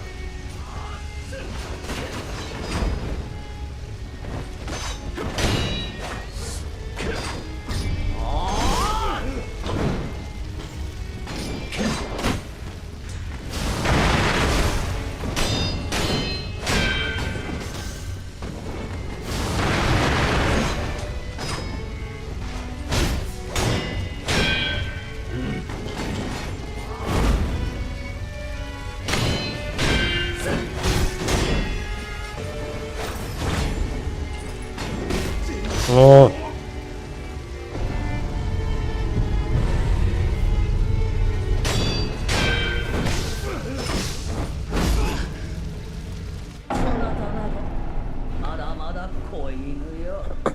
ну, я хотя бы один раз нес у нее одну фазу.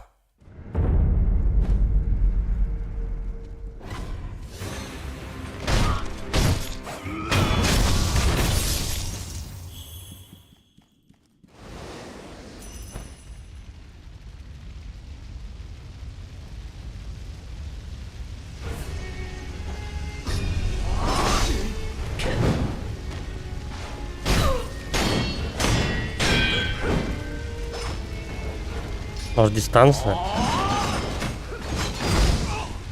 Понятно. Дистанцию она сокращает очень резко.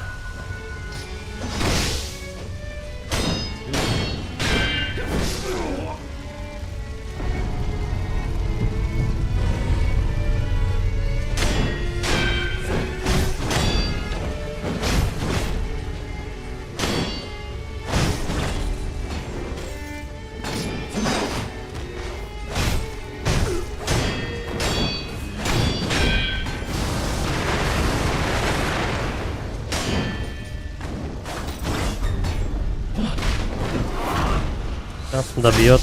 А.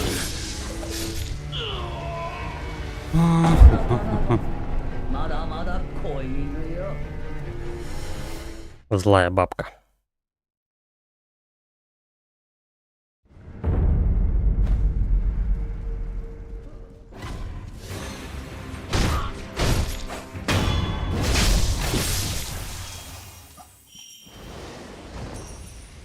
Ну, она реально очень похожа на сестру Фриду из DLC третьего Dark Souls. Прямо вот своей скоростью.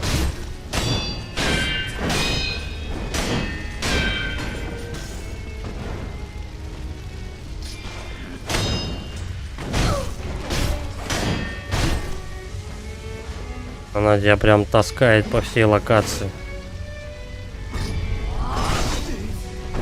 И догоняет, в принципе, с любого участка арены.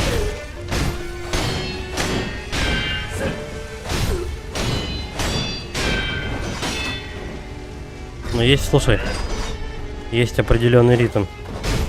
2, 3.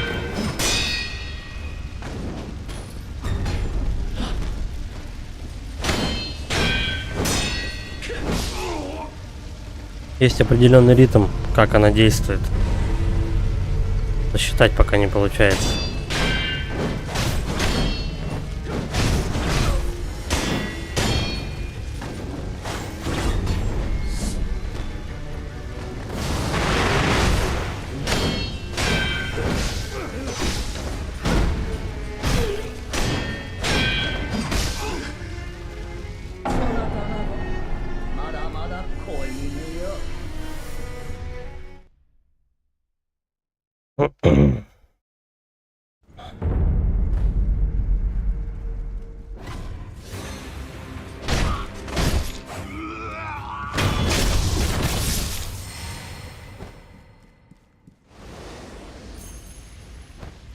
Как-то там бьешь, получается, раз, два, и потом кидать петарду. Дело в том, что петарды это тоже не резиновые.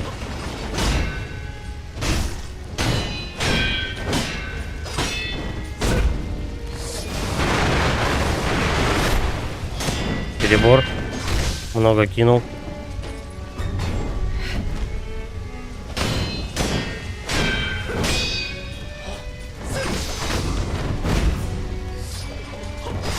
долго замахивался, чтобы петарды швырнуть.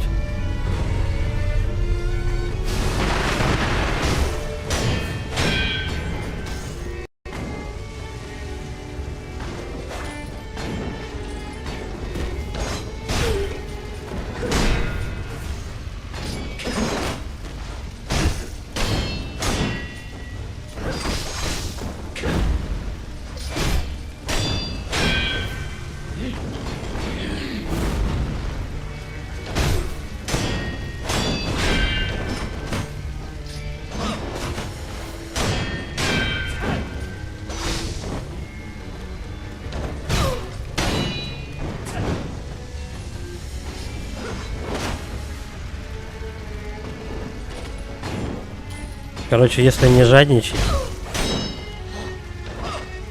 она дает делать по 2 удара.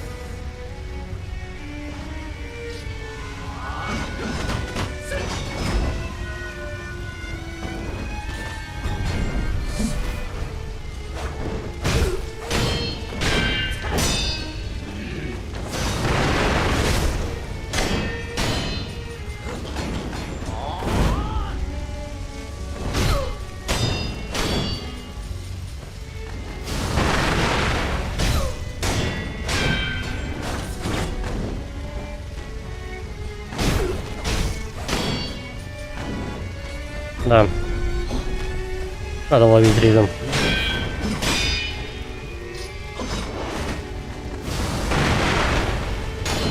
Два, три. Ну, обычно на 3-й удар она бьет. Как она заканчивается.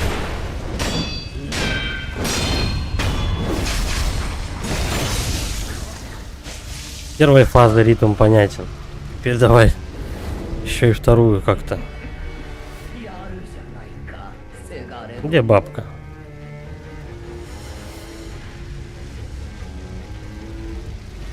Здрасте.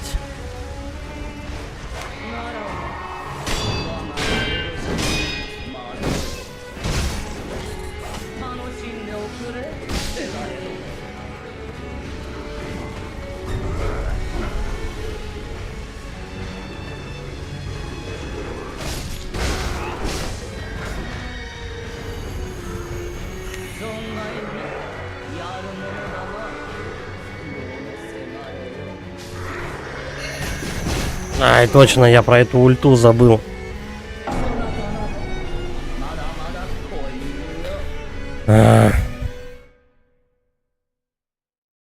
Вот постоянно про эту ульту забываешь.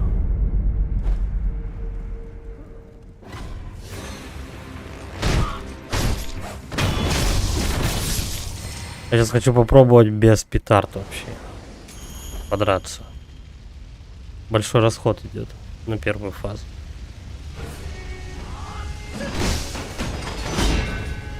Раз, два, отбой. Раз, два.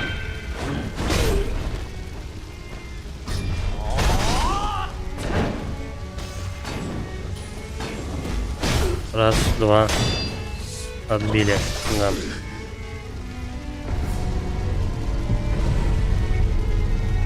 Раз, два. Отбили. Ну нет, не отбили. Это плохо.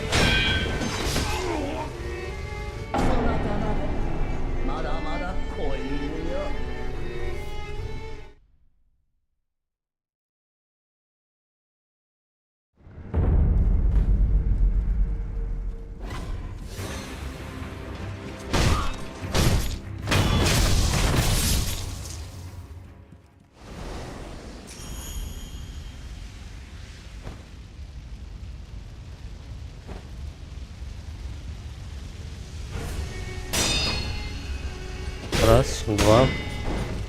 Отбой.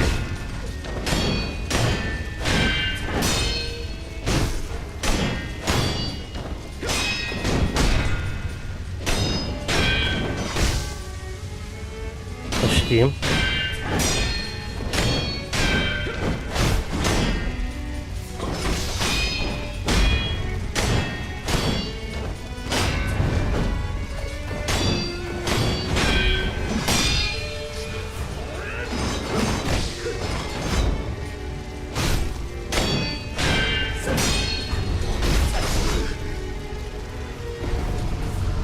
Ну, почти.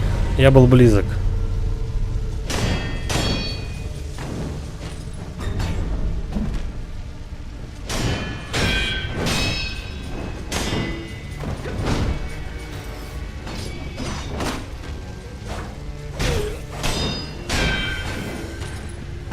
Короче, не больше 2 ударов она допускает тебе сделать. И потом она бьет сама.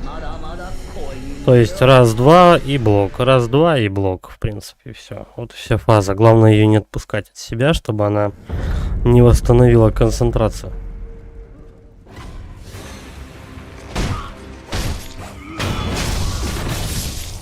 А вот со второй фазы пока непонятно, потому что мешают NPC. Ну, она призывает там кого-то. Раз, два. Отбили. Раз, два. Отбили. Ну, почти. Раз, два. Отбили. Ну, иногда ритм меняет, кстати, чуть-чуть.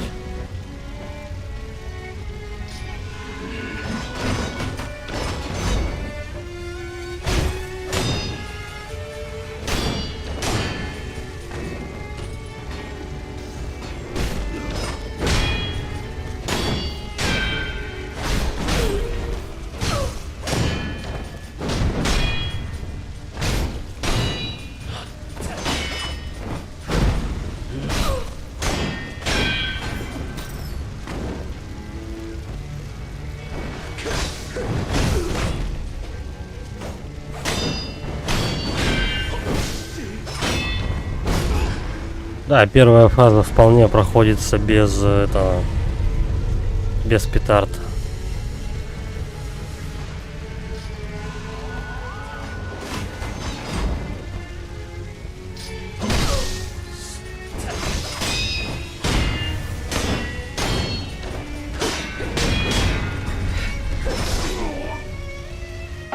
А тут подпрыгивать надо.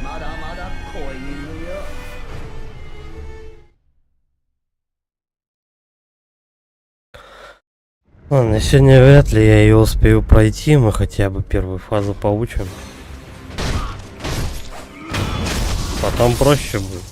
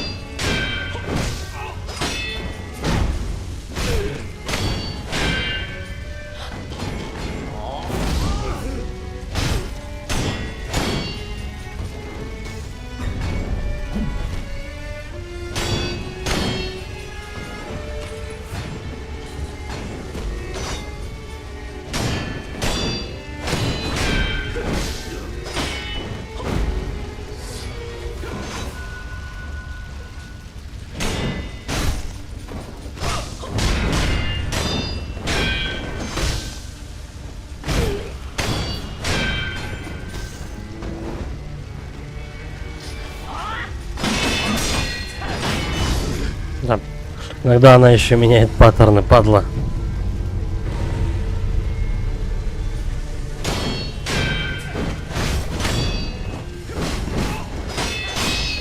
Не могу понять, сколько у нее иногда ударов идет.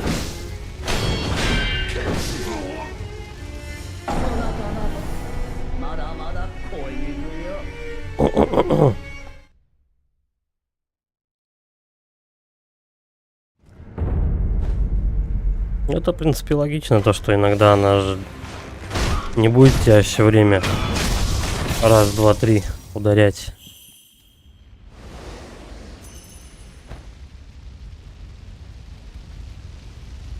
Иногда бьет по 5 раз. Раз, два.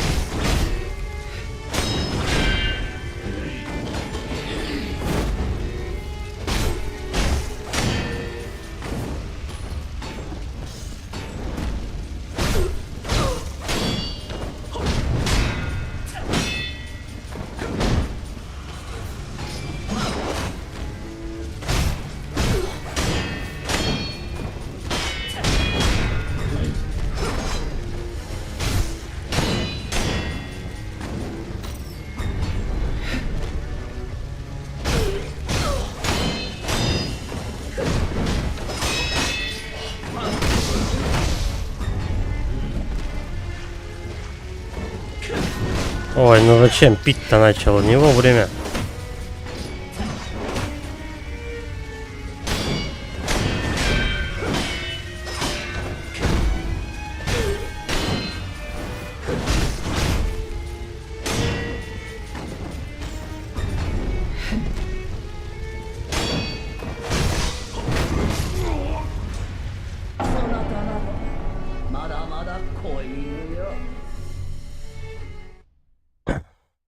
Сейчас вот этот, ну вот этот последний раз сбегаю, будем закругляться.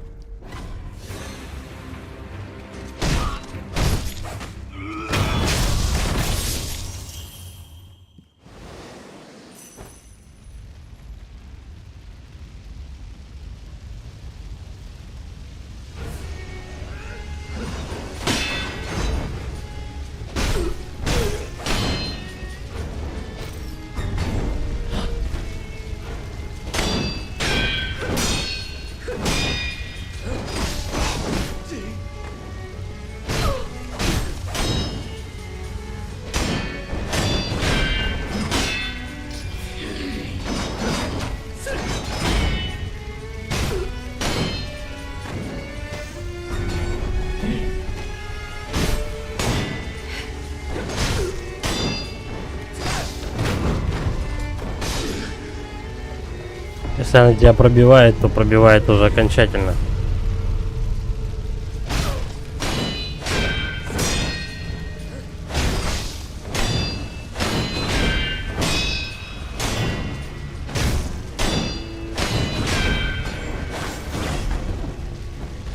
Не вижу, где она пройдется.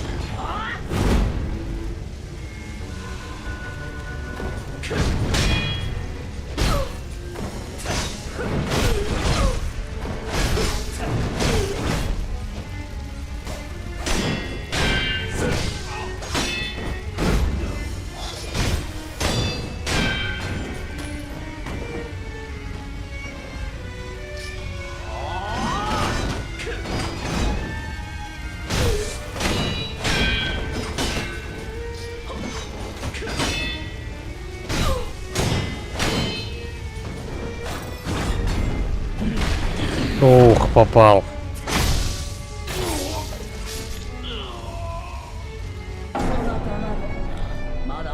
Да.